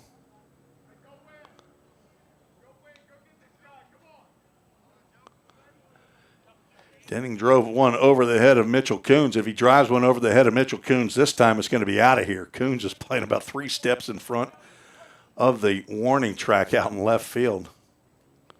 Strickland is playing over to left center. In center field, he's shaded.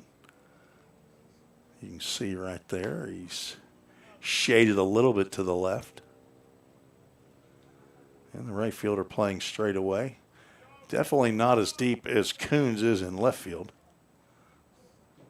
2 balls, 2 strikes. He drills one again out to left field, but Coons is going to have to come in. He was playing so deep and makes a shoe top catch on a, well, must have been a bunch of overspin on that one. Denning flies out to begin the fifth. Now Tucker Smith, who's over 2, stands in. The DH. Haven't seen him at third base yet. Been playing there in inter-squad games.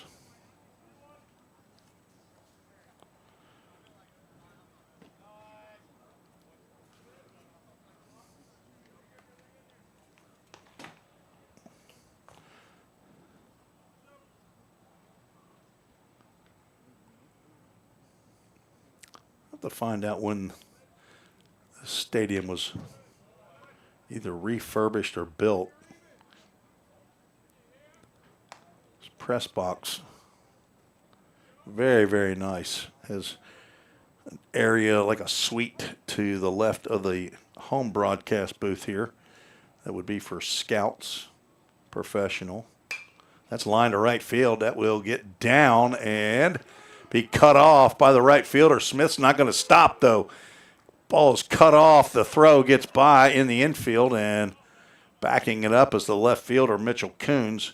Smith, who had a head-first dive into second base, just stayed there. He's got a one-out double. That's a Dudat Communications double.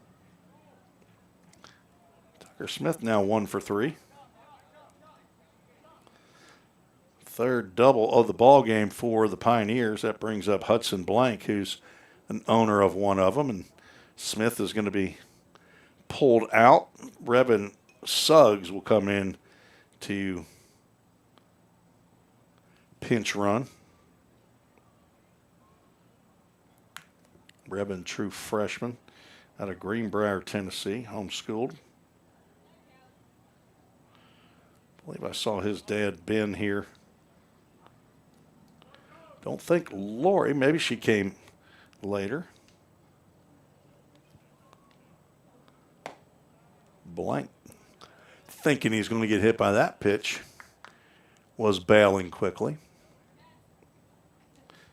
Hudson 2 for 2, double and a single, 1 run scored. Got an opportunity to pick up an RBI right here with a base hit.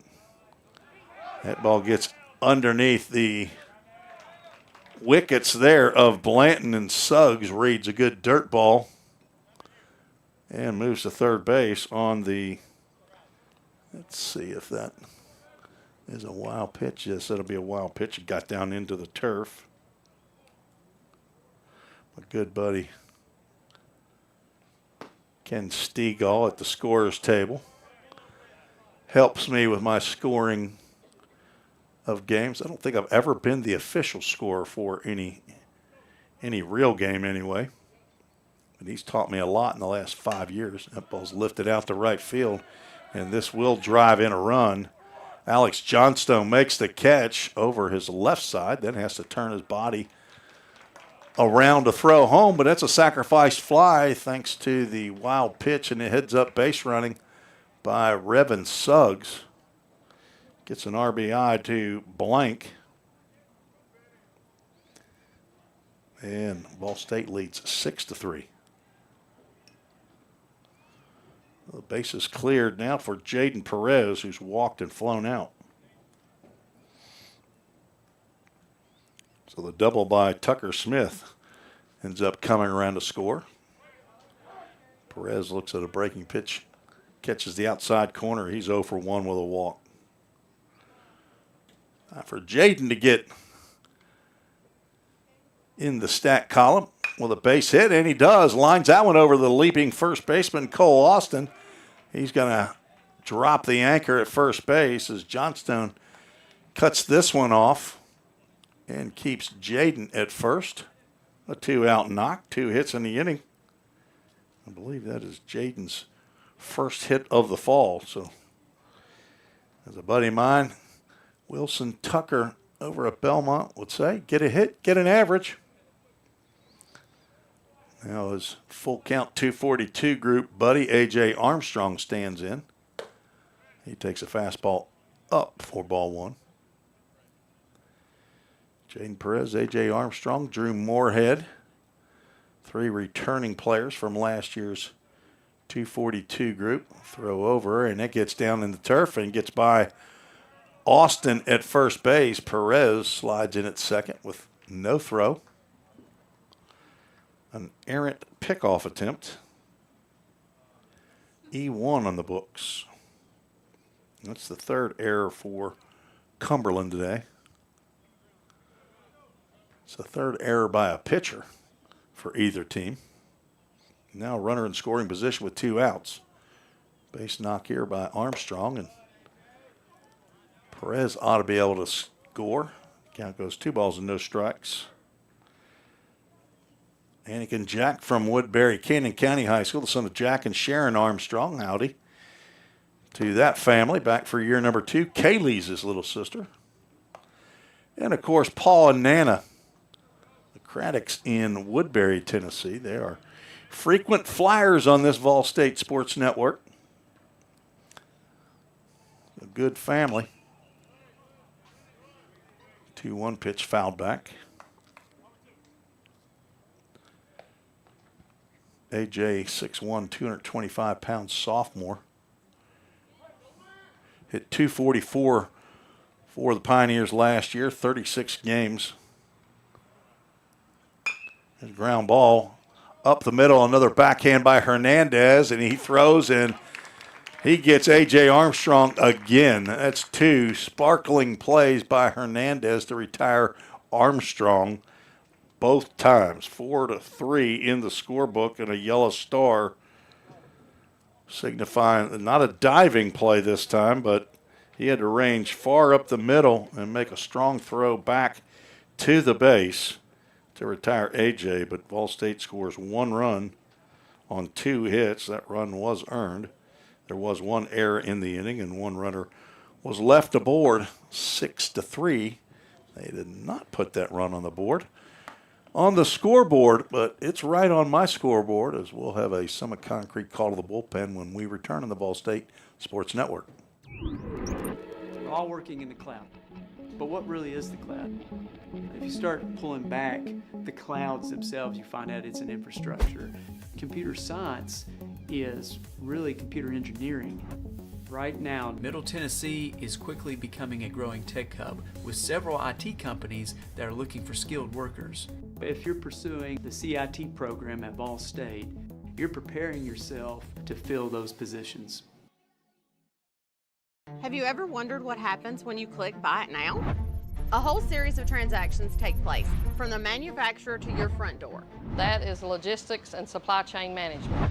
At Vol State, we offer end-to-end supply chain courses. Going into the future, our students need to understand these processes. A lot of business is dependent upon getting a product on time. Students here at Vol State are able to leave here with that knowledge. Because the supply chain is counting on me. Summit Concrete call to the bullpen for the Pioneers. Carson Pack, true freshman out of Oakland High School in Murfreesboro, Tennessee, is the third pitcher on for Vol State. Pack 6 foot, 160-pound right-hander. Son of Tim and Mitzi Pack, brother to Cole. Grandson of Papa Wayne and Grana, and Papa and Granny, everybody in Smithville, Tennessee. Carson will face 9-1-2. Here is number 5, Ethan Adams, who came in for Jason Sondag.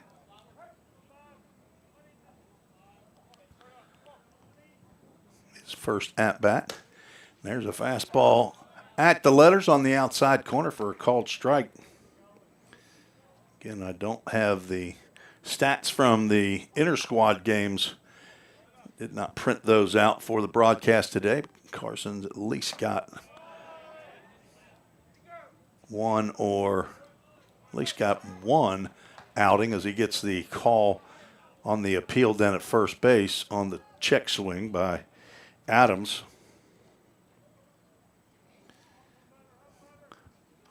He's had some issues with that ball. Seemed like it hit off of J.C. Menendez's glove and went out into fair territory. But apparently not. It was a half swing. And a nice play there by Pack to get off the mound and throw Adams out at first base. I thought it fouled off of J.C. Menendez's glove and then went into fair territory. But that wouldn't be allowed. Now back to the top of the lineup, Angel Hernandez, who's 1 for 2. Phoenix bat here in the top of the fifth, or bottom of the fifth inning. Breaking pitch just stayed inside to Hernandez. But Pack, my recollection in the inter-squad games is that pitch missed somewhere. I'm not sure where. Got him 2 balls and no strikes. Throws hard. It just has had trouble locating. But he's been right around the plate here in These two in that breaking pitch, though it slides just inside, it's not crazy wild. So obviously for Adams, the first batter, he was guessing on pitches. 3-0. That's on the inside and ball 4. So 4-pitch walk to Hernandez. That's the first walk of the game by Pioneer pitching. Going to bring J.J. Odom, the shortstop, to the plate. He's 0 for 2 with a ground out and a strikeout.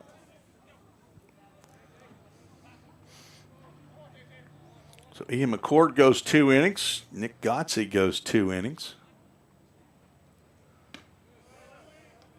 Now 5 wide of the zone by Pack. Looking for an aggressive hitting J.J. Odom. Maybe hit a ground ball to a middle infielder. McCord gave up 3 hits. Throw over to first. Runner back in time. McCord gave up the 3 runs that Cumberland has on the scoreboard. 2 of those are earned. That's a called strike as that one winks at the outside corner. Not a strike you want to take a hack at.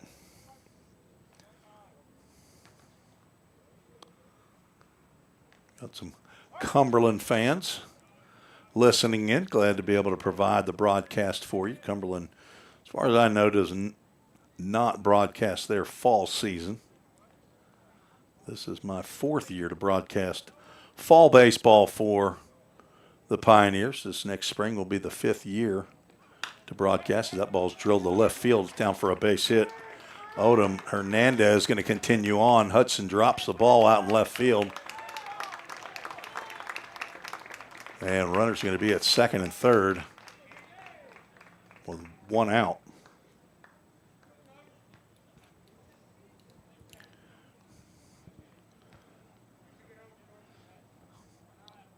I think probably going to be a single. Hernandez looked like he was hesitating, like he was going to stop, but blank dropped the ball. So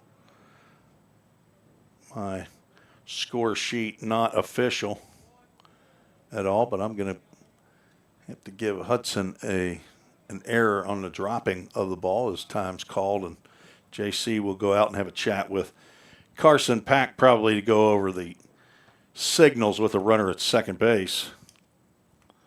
So that's the 3rd error of the ball game. Hudson might have been trying to pick that one up a little bit too quickly, thinking that Hernandez was going to go ahead and try to take the extra bag anyway. Alex Johnstone, 1 for 2, stands in. Yet that breaking pitch, it catches the outside corner.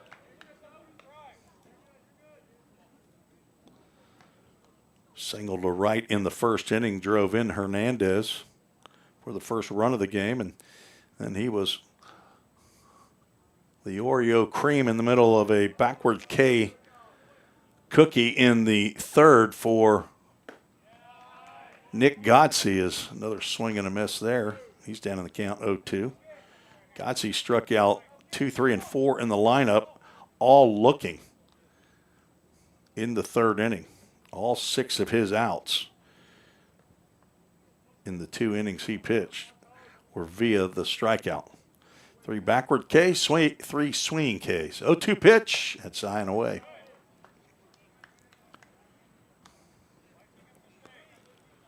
All away games in September, and then the beginning of October. Each of the 4 weekends, 2 Fridays, 2 Saturdays, are showcases. Time called.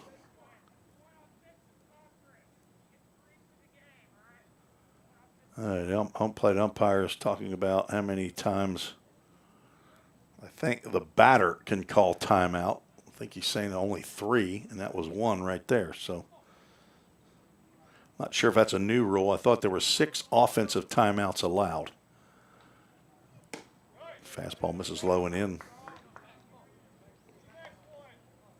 I try not to get into the weeds on timeouts. I sure don't keep track of them. It's not my job. 2 balls, 2 strikes.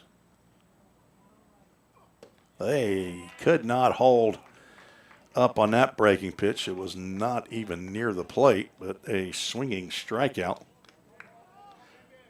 That's out number 2. Pack trying to get out of this 5th inning, trying to strand a couple. Pittman has struck out twice, both times looking.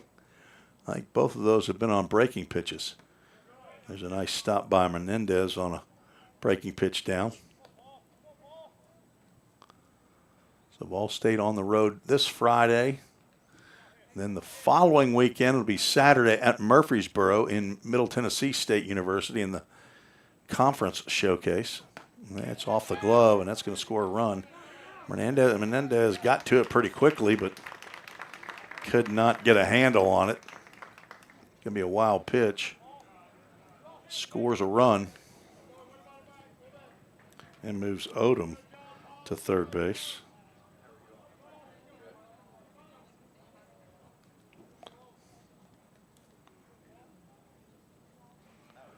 Right now, an unearned run due to the error in left field by Blank off the single by Odom. Pittman up in the count, 2 balls and no strikes. Breaking pitch stayed up, and the count goes 3-0. 2 outs, a runner at third. Cumberland scored 1 in the first, 2 in the second. Did not score in the third or fourth. 1 here in the bottom of the 5th to get within 2. Tying run is at the plate. Pittman, a big young man, and he takes a called strike on the outside corner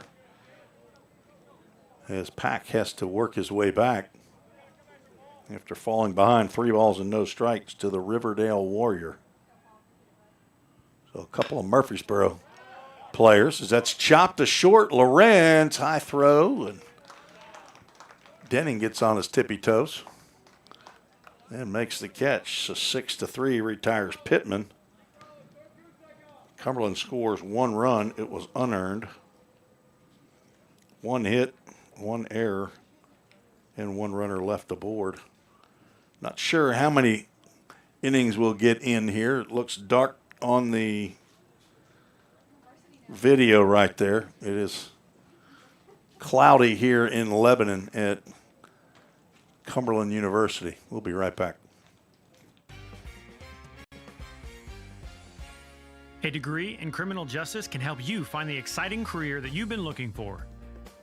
As a member of law enforcement, as a crime scene investigator, a teacher in a classroom, a detective working on cases, a lawyer or a judge, or nearly any job where you get to put the bad guys away. Learn more at volstate.edu. Cybercrimes take place online, and companies need more well-trained workers to stop it. Ball State is training me to help combat cybercrimes in the future. We're training them for those type of jobs that are out there. Ball State CIT programs prepare students to earn industry standard certifications within the IT industry. I choose Ball State because the future needs me now. My story could be your story.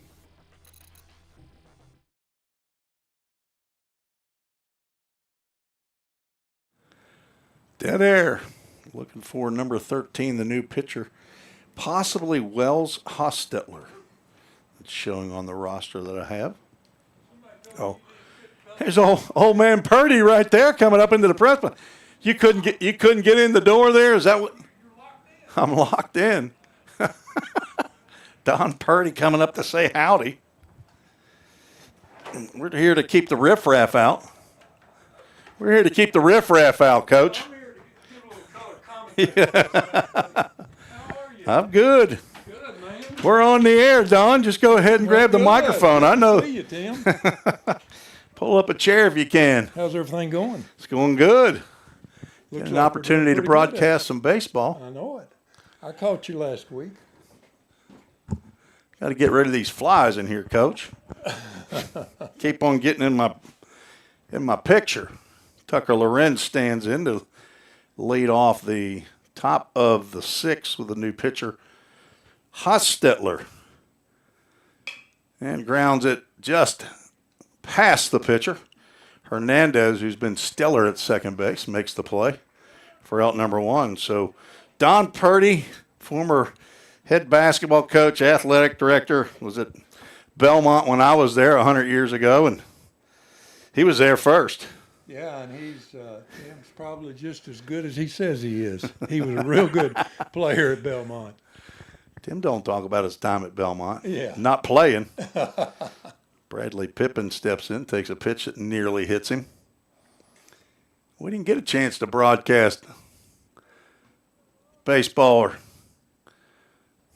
at Belmont. Popped up out of play. No, things were a little different back then. Playing on that old field right there and hitting those houses across the street. I remember those. Ball on a strike. Pippin 0 for 1. Walk and a run scored. Reached on an error his last time up. Pops this one up. That will get out of the stands as well. No spectators harmed by that pop out. So, Coach Purdy, how long were you at Belmont? I was there about 32 years. All right. Coached from 78 to 85. Pippin cannot hold up as ball goes out of the glove of Hunter Blanton. He throws down to first base. That's 2 outs in the inning.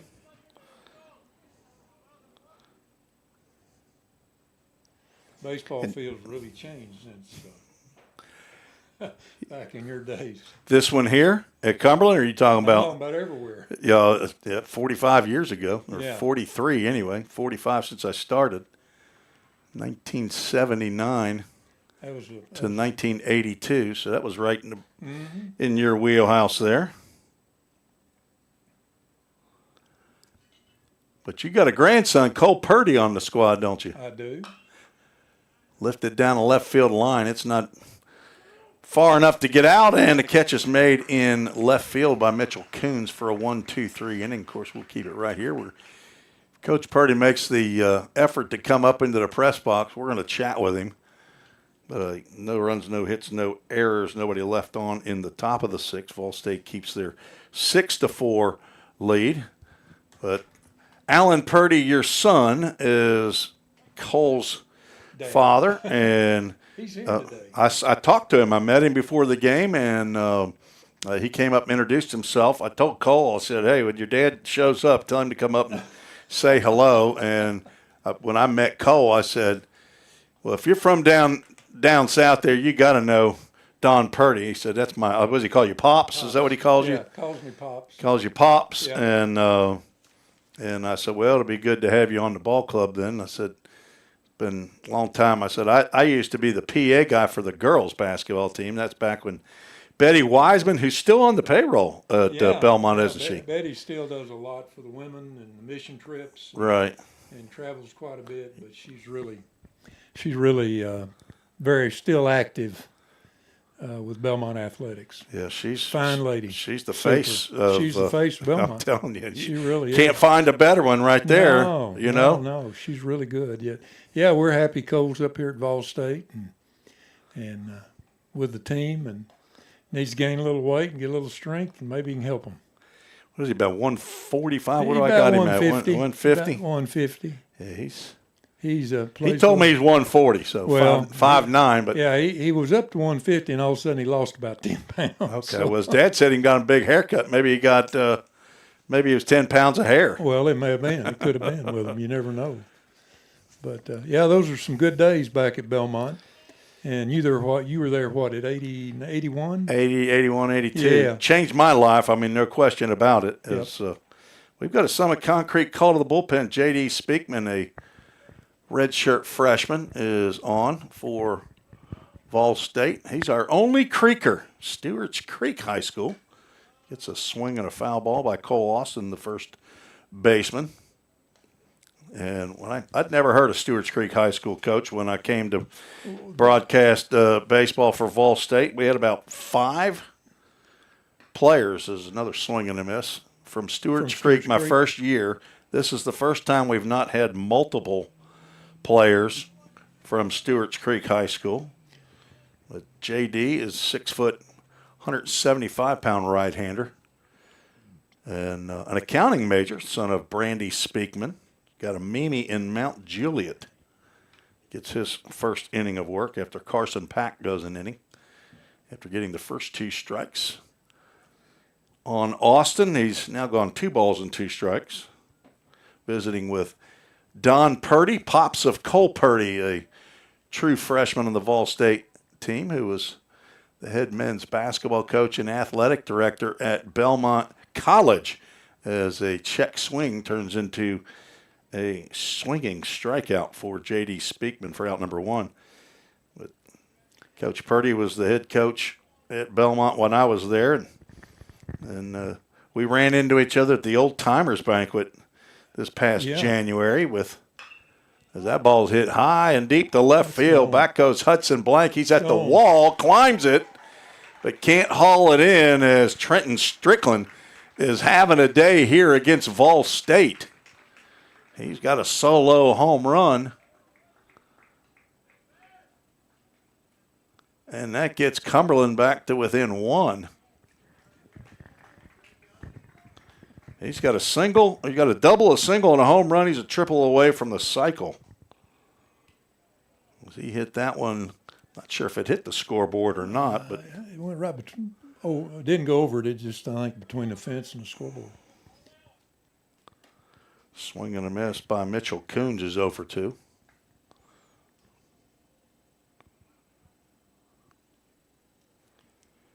All State, as I said earlier, that one's lined into left field. Blanked over to cut it off, and trying for second is Coons. He's going to get in there safely. Back-to-back extra base hits by the Phoenix JV squad as Coons reaches. He's now 1 for 3. And we have a pinch hitter. This is number 10. Wyatt Jones pinch hitting for Hunter Blanton. Swing and a miss. Speakman with the breaking pitch. Tying run now at second base.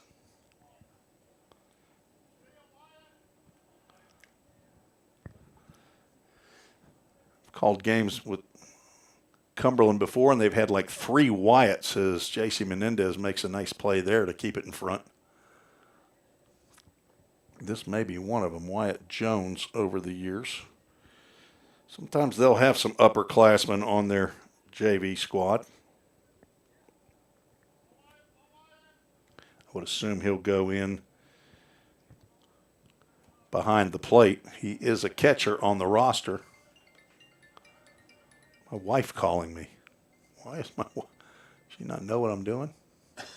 She checking on you. I told her, I said, I'm broadcasting today. 2 balls and a strike. That's lifted out the left field. Blank's going to go back, and he's going to get to the sign, and he's going to watch that one go out. A pinch hit, 2-run home run by Wyatt Jones. It's just given the Cumberland Phoenix the lead. 7-6, and that is back-to-back extra base hits for Cumberland.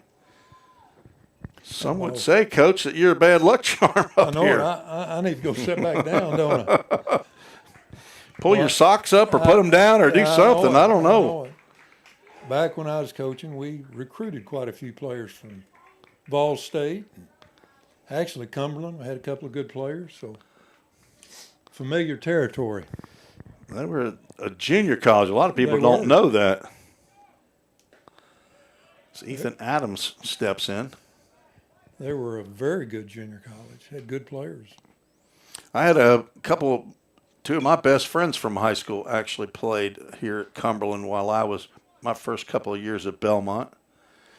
So we were 3 players out of the Cincinnati Midland program that got recruited down south here. One went on to play at Xavier. One went on to play at Michigan. Chris Sabo of the Cincinnati Reds ended up being his roommate up there, and he got to play with, I'm not sure if he played with Jim Abbott or not. That's lined into right center field by Adams. That's 4 straight hits by Cumberland. It gets under. Is that still Noah Rice out there? Let's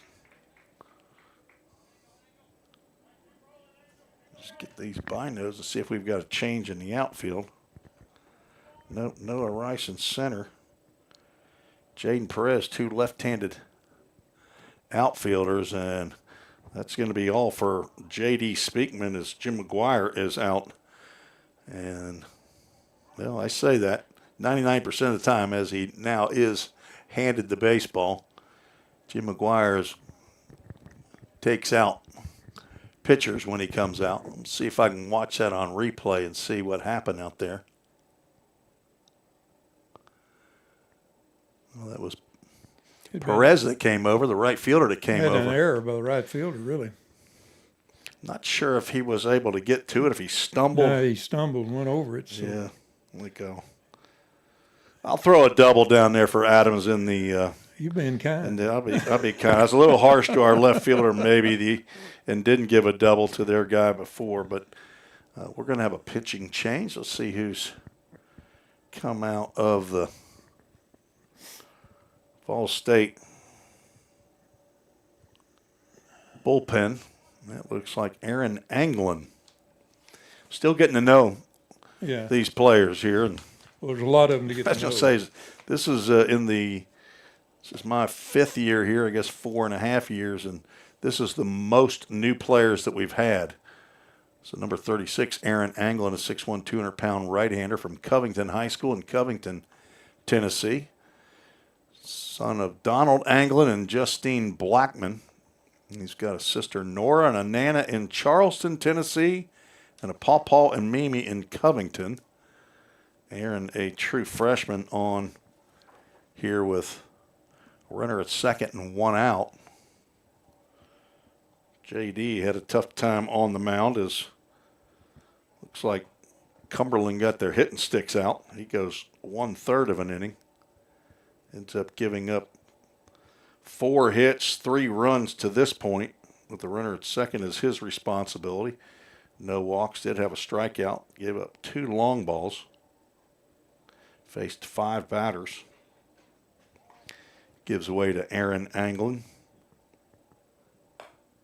Visiting with Don Purdy, the former head basketball coach and athletic director at Belmont College, now Belmont University. 1998 is when Belmont went provisional to D1, right? Yes. Okay, yeah. So were you still at the school in No. 98? When did you say you retired? Yes, okay. 2011. Okay. So I stayed there as athletic director. As director of auxiliary services. Okay. Took over the revenue producing areas of the university and stayed there with them until I retired. Which a lot of changes to Belmont since then. Well, I was telling the picture that we took back in January. Yeah. Mike Strickland, the retired athletic director, head coach Dave Jarvis, the current baseball coach, me and you in that picture at the Old Timers Banquet. And as time is called, Aaron Anglin was looking back at second base. And we got another timeout that was called by Angel Hernandez, and home plate umpire is telling everybody that that's the second of only 3 allowed, apparently, offensive timeouts. But little Belmont reunification there as that pitch fouled straight back. Mike Strickland came in and ushered Belmont into the Division I era. He right? really came came Murray in State. and Coach Bird and made a decision go that way, and it's really been a good move for him. Yeah, Rick Bird, pretty good choice there. He was a pretty good choice. He did okay there, didn't he? Yeah, yes, he did really well. Dave Jarvis institution there after my coach Dave Witten was there. Y'all's office was right next to each other up there in the old Stripling Gymnasium. Yeah. Debbie Bent was the athletic secretary there. She was. She was unbelievable. 1 ball, 1 strike. Runner at second. Leads off, does not go, and the pitch is called a strike. That fastball was getting in there. England trying to retire Hernandez, the leadoff batter, who's 1 for 2 with a single, a walk, 2 runs scored.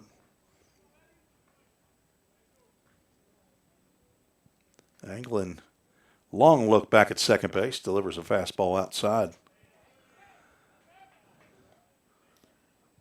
Belmont's got it going on now, D1.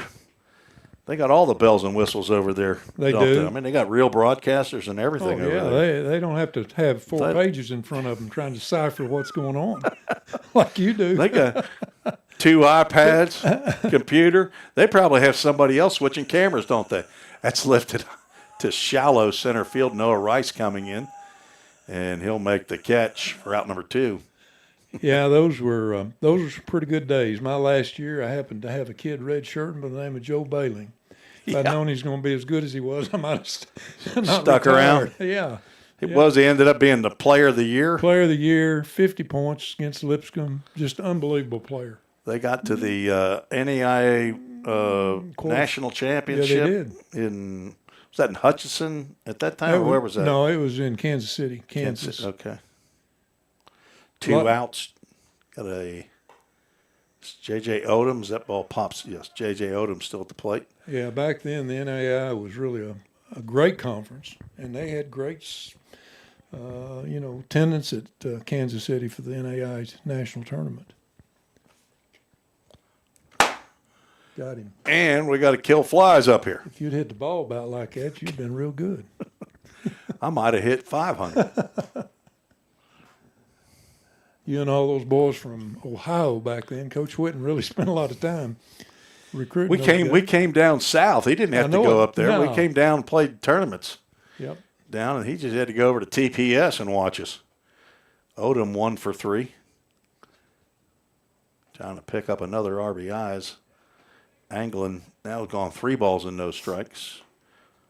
Number 3 hole hitter, Alex Johnstone, is scheduled, and I think that's him swinging a bat in the on-deck circle. If you're just joining us and wondering why we're just in the 6th inning, had an hour delay due to lightning. 3-0 pitch. That's right over the plate, but it's a little high for ball 4.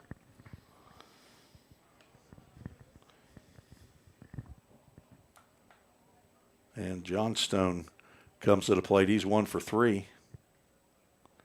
Left-handed hitter facing the right-handed Aaron Anglin.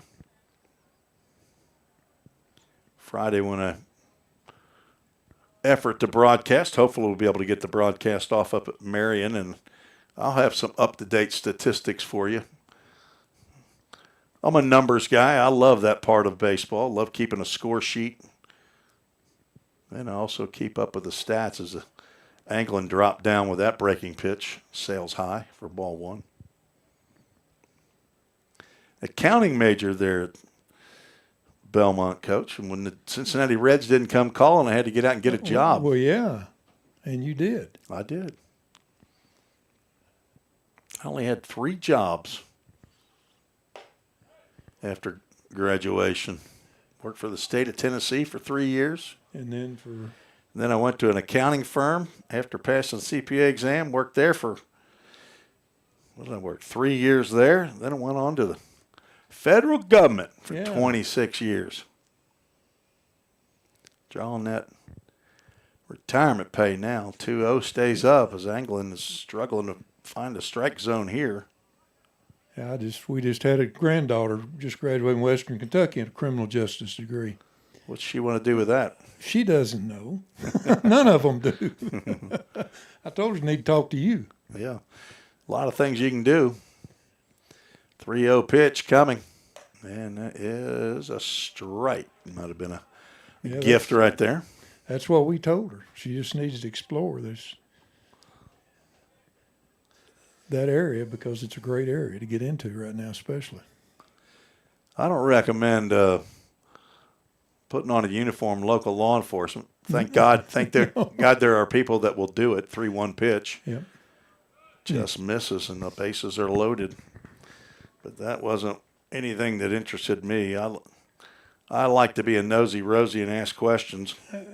Well, you must have enjoyed it. That's staying what I with got it that many years. That's what I got to do. Is Trevor Mootsie, the pitching coach out of the Vol State dugout, finished his college pitching career right there on that mound he's standing on, from Shaw, Mississippi. Second-year pitching coach. Played for Woody Hunt, I guess. No, he would have played for Ryan Hunt. Ryan Hunt was here for 5 years. 5 years. Yeah, I had opportunity for it. Came up here to talk to Coach Hunt. What a great guy. Woody? Yeah. Okay. Yeah. He's back in it a little bit, but he's not sure how long he's going to stay in. He's going to stay in it as long until he finds until somebody he else. Finds somebody. It'd be hard. Find somebody to take that spot. Just like Coach Whitten, those are big shoes to fill. But Coach Darvish at Belmont has done a great job. Woody Hunt retired in 2021. Summer of Ryan Hunt left as that ball is airmailed. Oh, right back to JC, and he's going to get it off the rebound and tag out Adams for out number 3. That was a tough inning. just the way they drew it up. The old 2 unassisted on the wild pitch ends the inning. Wow. Yeah, you don't see that very often. No. Not with 2 outs. That was the 9th batter to come to the plate, Paul Pittman, but he's going to have to lead off the 7th. 1, 2, 3 runs scored, all of them earned, all charged to J.D. Speakman. He gives up 4 hits. 3 runs scored on those 4 hits. The bases were loaded until the wild pitch that carried him right back to J.C. Menendez. And he had an easy play to tag out Adams at at home plate for the final out. So Anglin currently still in the ball game. I would assume he would stay in the 7th. We are through 6. Cumberland with the 3 spot in the bottom of the 6th is taking the lead, 7-6. See if we got a new pitcher for Cumberland. We do not. Who did I say number 13 was? He's Wells Hostetler. Some of these guys I have names for. Where's he from? That name no is so idea. Familiar. That's all I get right there. This is all the information, and I had to to beg, borrow, and steal that. That's what you call slim and none. That's right. Well, I'm going to run back down there and get me a seat. All righty. Let you do your job, but I wanted to holler at you. It's always good to see you. And appreciate you coming up. I heard a knocking. I thought it was on a window. I'm looking, and I have no idea. I didn't know that door was locked. Yeah. Okay. I appreciate you, Coach brother. Purdy, good seeing you. Yes, sir. All Good right. to see you. Be seeing more of you. All righty. Come by any time.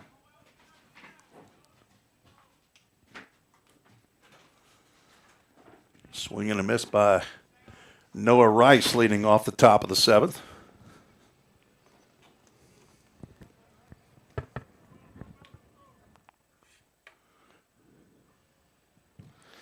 And that one sails to the backstop by Hostetler.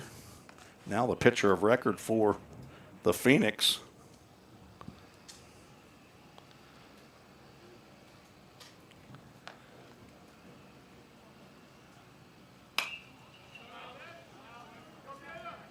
Foul ball makes the count 1 ball, 2 strikes. Get it up on the scoreboard there.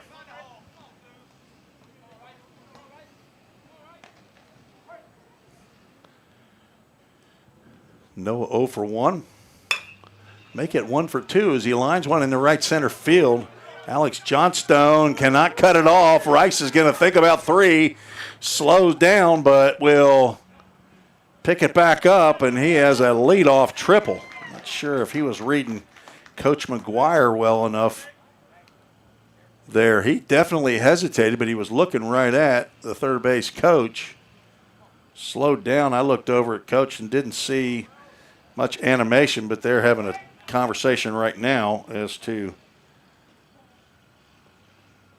what Coach McGuire wants him to see, but Rice, he can pick him up and lay him down. Braden Baker now with the infield in, and he's going to get hit for the third time in the ball game. He's going to have to quit wearing the red number 3, apparently. He's lined out to left field. He's hitting his first 2 plate appearances. And that is the first hit batter by Hostetler.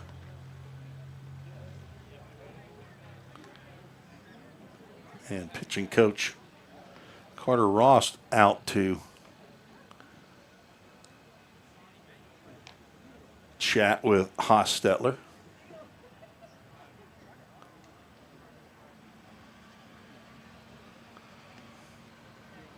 Runners at the corners, nobody out. Easton Denning, who's 1 for 3, with an opportunity to tie the game or give the Pioneers the lead back.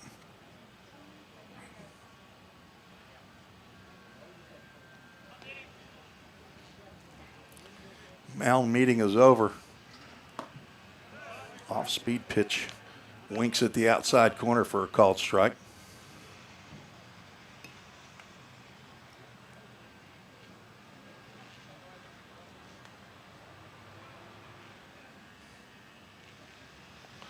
Left-handed hitting sophomore from McMinnville.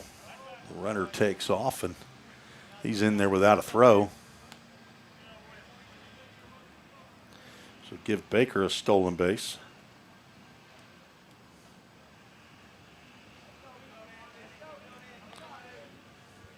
Now 2 runners in scoring position.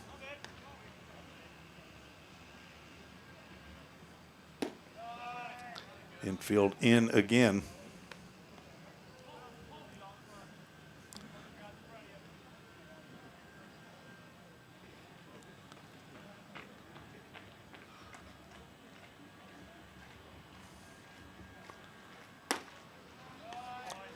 Again, not a pitch to hit. Easton looking for something.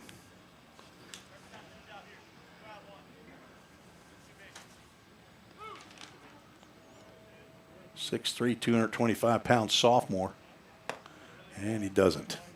Bases are loaded.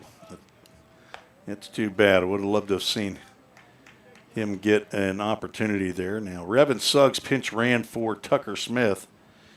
Tucker back in is the hitter.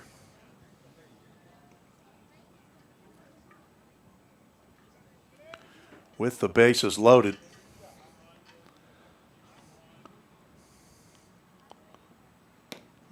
Way wide,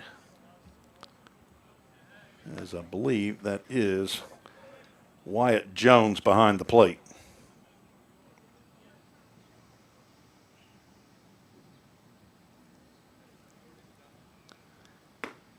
Two balls, no strikes.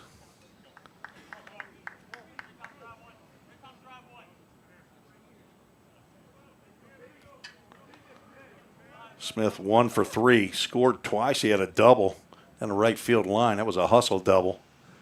2-0 pitch. He had a ground ball to short. Weakly hit, cut off by the first baseman. A nice play there by Adams. That ground out will score the tying run. Everybody moves up 90 feet. Not what Tucker Smith had envisioned on a 2-0 pitch right there, as Antonio Costas is going to come out and get the baseball from Hostetler. We're going to have a new pitcher.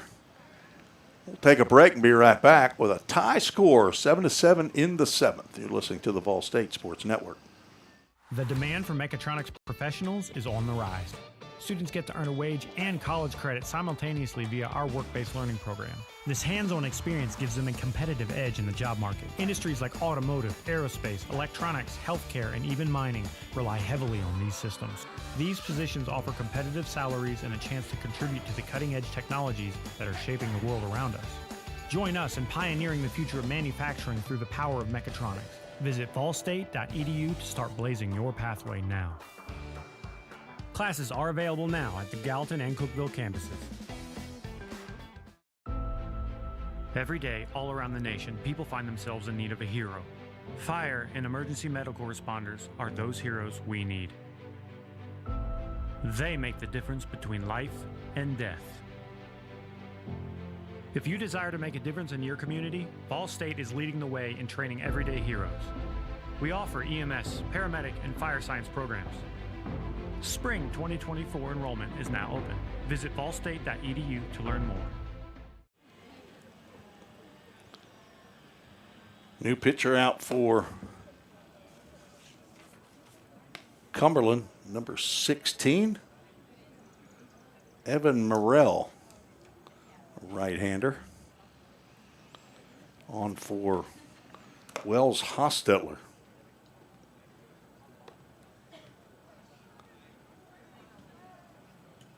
Don't have any biographical information on any of these players.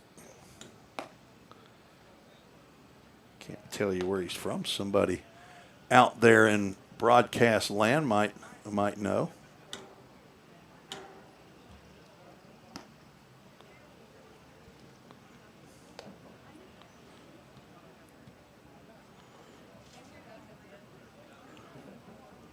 Seven to 7, runners at second and third, one out. And Hudson Blank to face the new pitcher. Braden Baker's on at third, Easton Denning at second. Roger Perez. I didn't give Jaden an error on that. I gave the double. I couldn't see the play. Jaden fell down. I saw out there in right field on the ball hit. I believe that was Ethan Adams that hit that out there. Infield is in. First pitch to Hudson inside for ball one.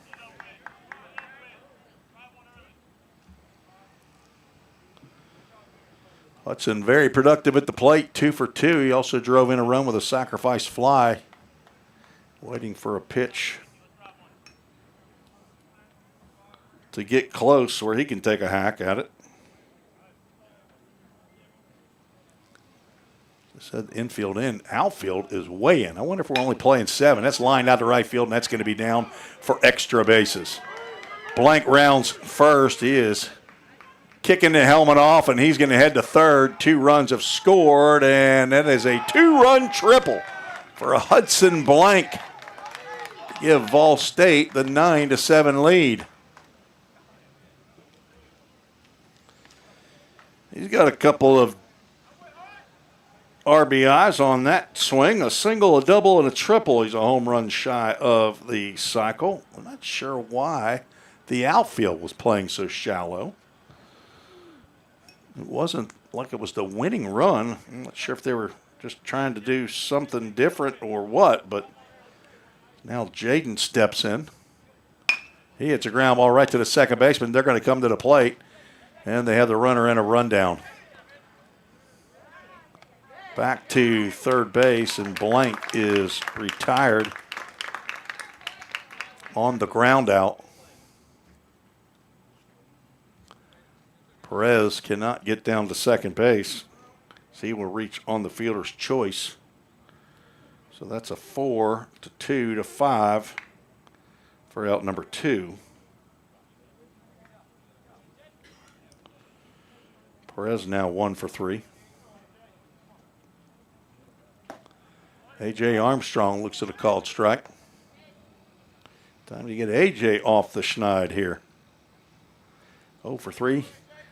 Couple of ground outs. Great plays by the second baseman, Angel Hernandez. Otherwise, he'd probably have a couple of hits. Robbed in the second inning on a ground ball up the middle. Hernandez dove up the middle, got to his feet and threw out Armstrong, who smokes one foul toward the Phoenix bullpen. Caroms into fair territory. Mitchell Coons will pick that one up. Count now 1 ball and 2 strikes. Struck out looking in the third, and then again in the 5th inning. Hit a ground ball up the middle, and Hernandez did not dive this time, but he backhanded it. Had to throw with his body moving toward the third base bag. And threw back to first base to get AJ at the bag. 2 balls, 2 strikes, 2 outs. Couple of triples in the inning. Noah Rice led off the inning with a triple to right center. Braden Baker was hit by a pitch. Easton Denning walked to load the bases. Throw over to first, and Perez is back. The ground out by Tucker Smith scored 1 run, and then a triple into the right center field alley with everybody playing in by Hudson Blank scored the go-ahead runs.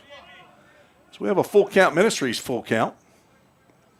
6:17. Not sure how much longer it may be that we're only playing 7 innings, and maybe that's why the infield and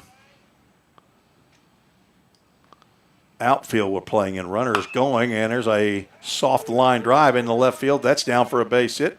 AJ off the schneid, gets him a base hit. Keeps the inning going for Tucker. Lorenz is going to be taken down for a pinch hitter. Gabe Eddington will get his first at-bat. Redshirt freshman transfer from Austin P.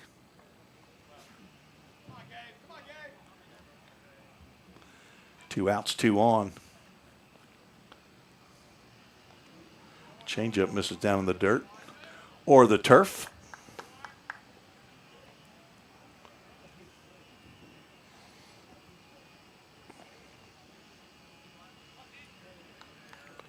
Three hits in the inning.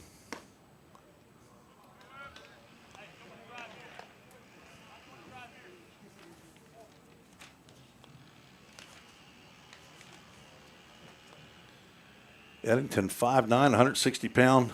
He's a two-way player from Clarksville, Tennessee, Montgomery Central High School. And that pitch missed somewhere, I'm guessing maybe down. 3 balls, no strikes. Gabe looked like he was, as they say, fixing to take a hack at it.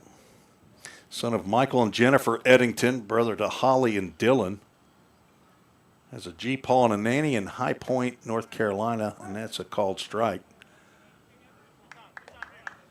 Pitch before that looked a little bit better.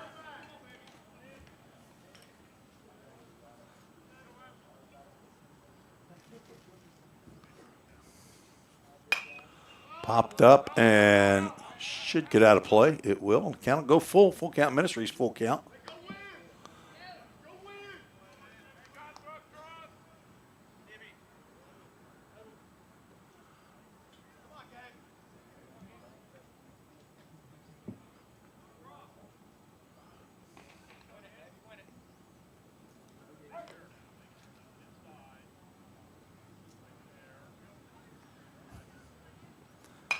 Another full count.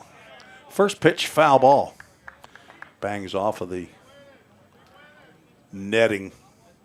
Caroms right back out to the pitcher, Evan Morrell, on in relief of Wells Hostetler here in the 7th. It's originally scheduled for 9 innings. There's no lights here, so runners take off, and a pitch is swung on and fouled back. Do it all over again. Our full count Ministries verse of the game. We're going to find that in Hebrews chapter 10, verse 23. It's the beginning of the lettuce, triple lettuce, quadruple lettuce statements. 3-2 pitch drilled in the left field. That's down for extra bases. It's going to roll to the wall. Here comes 1 run. A.J. Armstrong rounding third and no throw. A 2-run do-dat double for Gabe Eddington. Pioneers getting some insurance runs. That's what we need. We need an insurance company to sponsor our insurance runs. Eddington with a double scores Armstrong and Perez, who were off with the pitch. Bradley Pippin takes a called strike.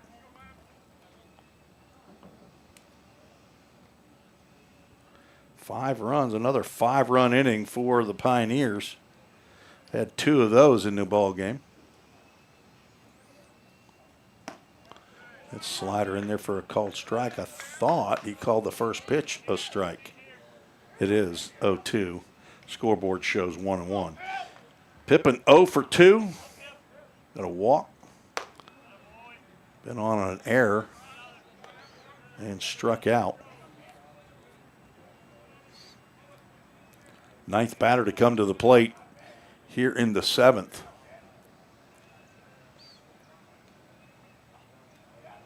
In the dirt, heading to third, no throw.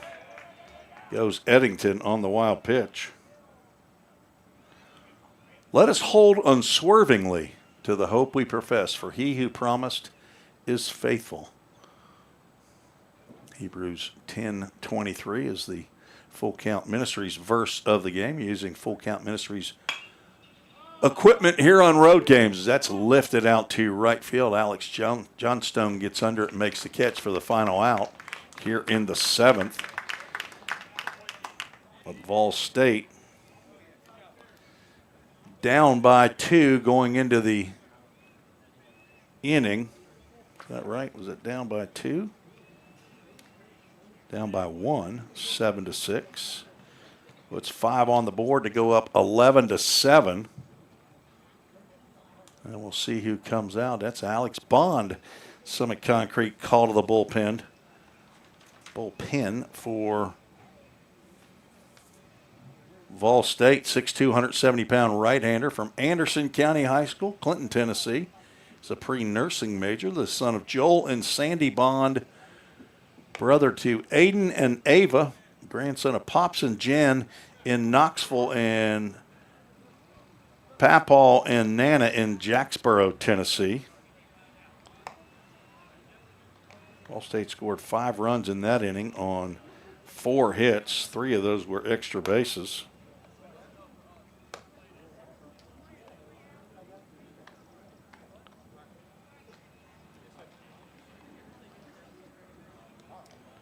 No errors, and 1 runner was left aboard. Don't think I got Hudson blanks.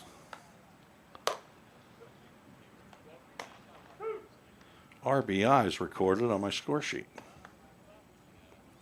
Now I do. Don't want to cheat the young man out of some RBIs.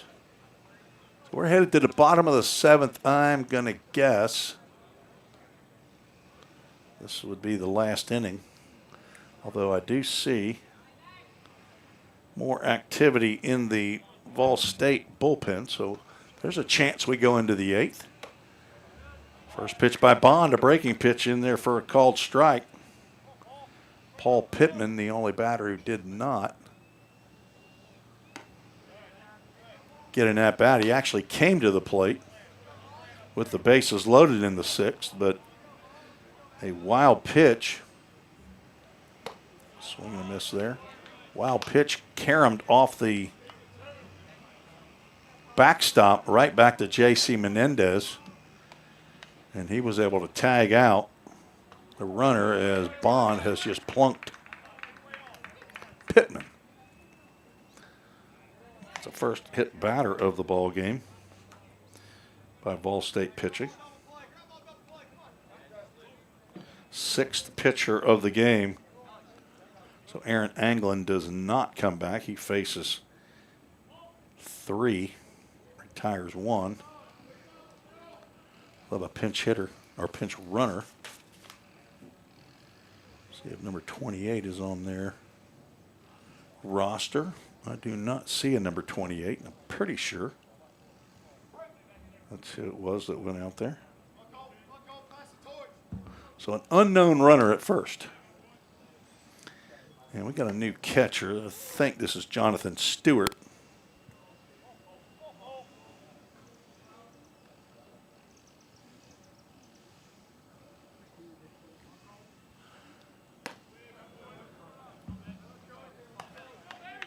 With 2 balls and no strikes to Cole Austin. A lot of moving parts here right now. We've got some new fielders. Braden Baker has moved over to shortstop, and I believe that's Gabe Eddington at second base. Easton Denning is still at first. Outfield is still intact, and that's a 4-pitch walk to Austin, putting 2 runners on, leading off the 7th. And that means Trevor Mootsy's going to come out. Have a confab with Alex Bond. And I just got the word from Jim McGuire that this is the last half inning. So we are just going to finish in place 7 today. That was Logan Foster who was down there warming up.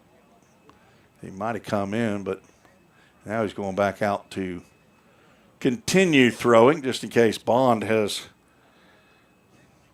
unable to finish.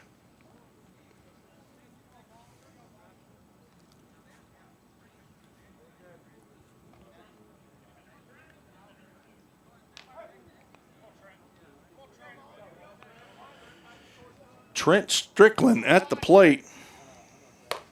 He has had a day.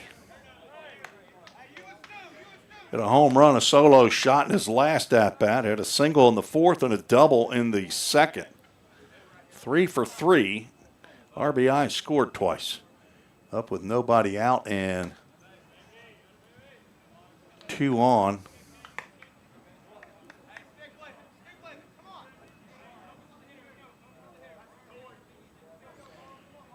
A.J. Armstrong still at third base. That's right down the can. Taken for a strike.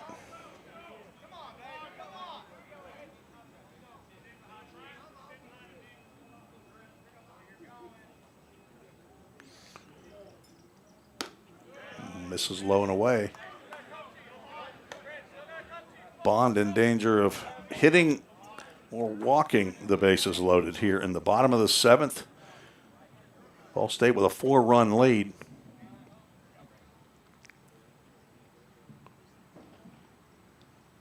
Swing and a foul tip into the mitt on ball, what would have been ball 4 by Strickland, but he says, I'm up here to hit. Full Count Ministries, full count. Again, thanks to Full Count Ministries to allow Fall State to use their equipment for road games as the bases are now loaded. And let's see if Bond will be allowed another batter. Number 45, Logan Foster down in the bullpen. Would assume he's ready to go if needed. Now Mitchell Coons, who doubled in his last at-bat, stands in. He's 1 for 3. Check swing, ground ball to Denning at first. He's going to go to second. That's a risky play right there. He had the out at first base. Takes the out at second. Run does come in.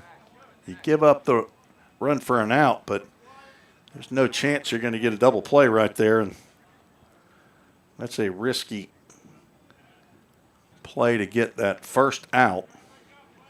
But the 3-6 retires Strickland. Pittman comes in to score, or actually their pinch runner. And now Wyatt Jones, who had a pinch hit 2-run home run last inning, stands in. First pitch, the breaking pitch, misses wildly. Runners at the corners. This is the tying run at the plate. So Jonathan Stewart in for J.C. Menendez behind the plate. Gabe Eddington in for Tucker Lorenz. Eddington at second, and Baker is at short. And now 3 balls and no strikes. On deck, Ethan Adams, the number 9 hole hitter. Here's ball 4. Third walk of the inning, and the bases are loaded again. Jim McGuire is out, and that will end Alex Bond's afternoon evening. And we'll see Logan Foster, a Summit Concrete call to the bullpen. Bond goes 1/3 of an inning. Does not allow a hit. Does allow 1 run, but the 3 runners on base are his responsibility. Walks 3 and plunks a batter.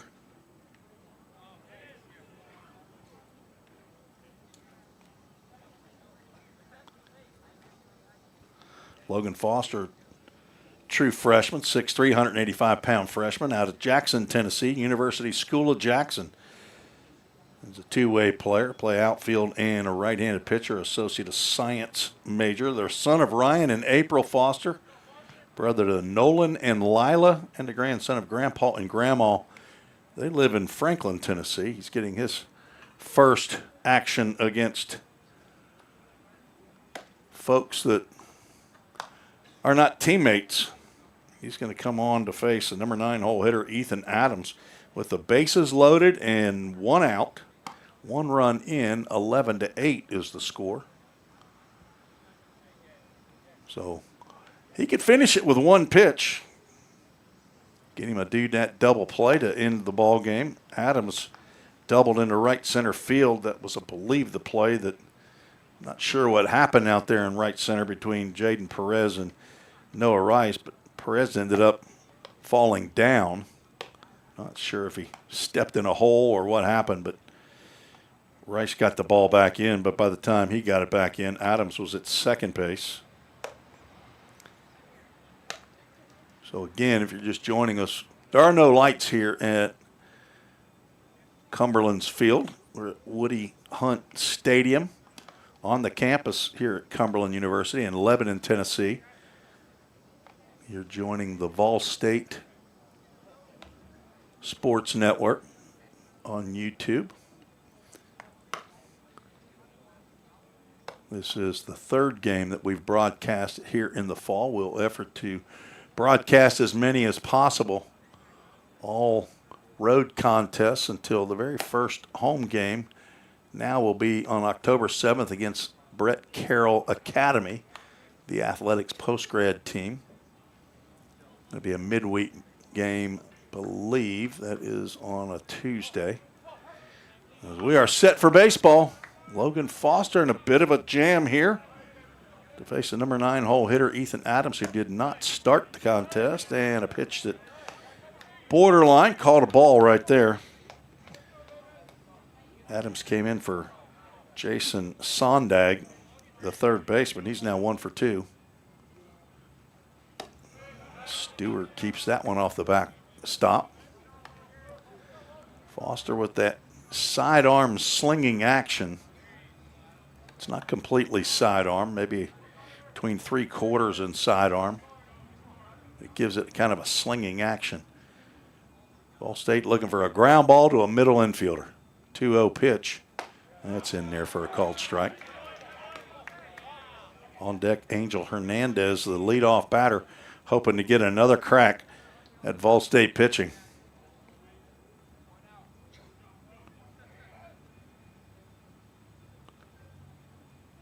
2-1 is high, and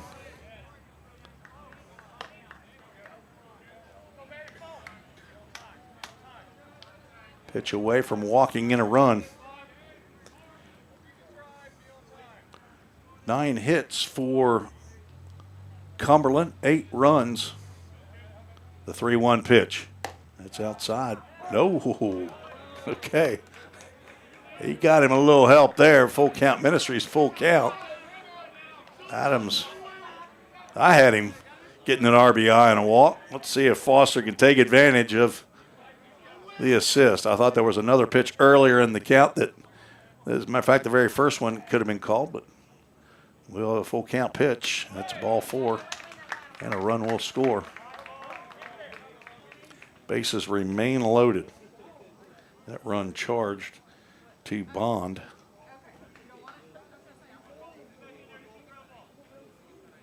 And the top of the lineup. It is Foster's game to finish. Nobody else warming in the bullpen.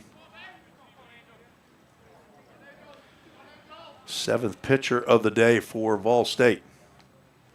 11-9 Hernandez flew out to center his last time, and he looks at ball one low and outside.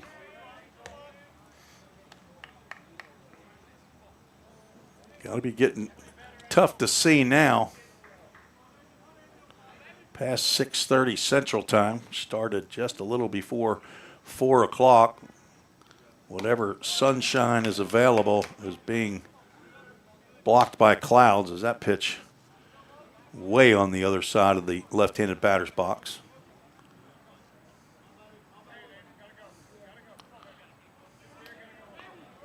Not an ideal situation for a true freshman. His first college outing. Ball three. Got to be able to throw a strike in this situation.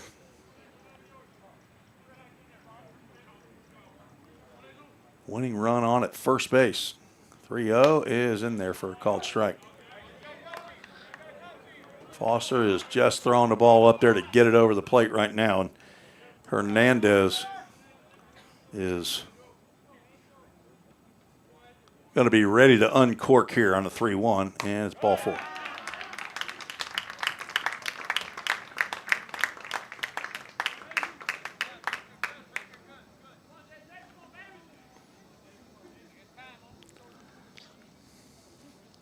Braden Baker going to come in and see if he can try to settle the freshman down. 3 runs in the inning. No hits for Cumberland. 5 walks and a hit batter. And a check swing ground ball to the first baseman. Reached on a fielder's choice. A tying run at third, winning run at second. J.J. Odom, the shortstop, swings at the first pitch and fouls it straight back. He's looking to take a hack at a get-me-over fastball. And just got underneath it. Odom 1 for 3 in the ball game. Also drawn a walk. Stands very tall in the box. Off-speed pitch. Nice stop there by Jonathan Stewart behind the plate. Keep the tying run at third base. Still have the double play possibility. Although as a shortstop, I would assume Odom runs pretty well, so it's going to have to be pretty well hit, and it's going to have to be right at a middle infielder. Fouled back. Now Foster's a pitch away from a strikeout, which would be the optimum if you don't get the ground ball.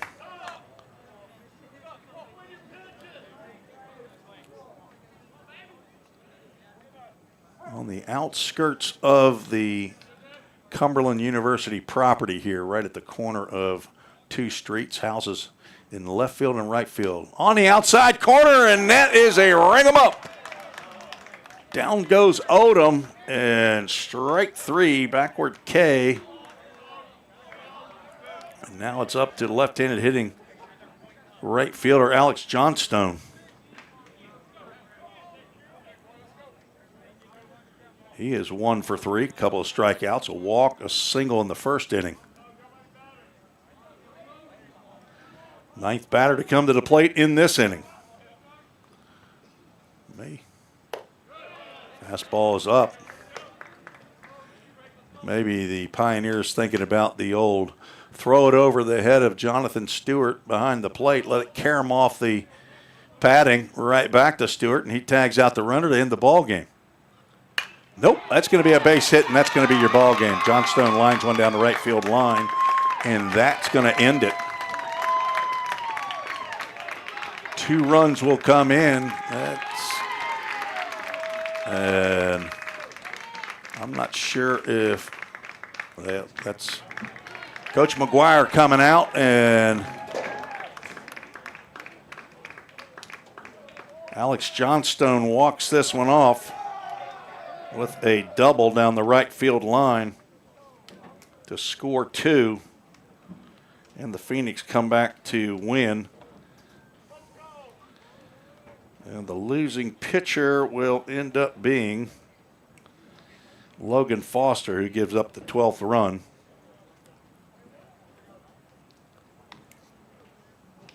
Here in the bottom of the 7th inning. 12 12-11 is the final. A 5 spot is matched by the Phoenix in the 7th, as Vol State scored 5 in the top of the 7th. Not an error. And Cumberland gets the win, 12-11. Roger Perez with just a little walk by there to say it's not an error. I didn't give him an error, Roger. Going to have to listen to the broadcast a little bit keener, pay a little more attention to what's said. But Vol State could not get strikes thrown when they needed it, and Cumberland comes back to win. We'll go on the road on Friday, early morning, 9 a.m. Friday morning from Marion, Illinois. And that'll do it for tonight's broadcast. Did not have lights, couldn't go deeper into the night. So we'll be at a stadium and have plenty of light. Hopefully we'll have good weather in Marion for the Dinger Classic Showcase. So for Dr. T, Dr. Wendy Tossenson here at Vol State in her second year as the president, athletic director Bobby Hudson, and head coach Jim McGuire, this is Tim Reese saying, God bless you so long from Lebanon, Tennessee on the campus of Cumberland University. You've been listening and watching the Vol State Sports Network. Good night, everybody.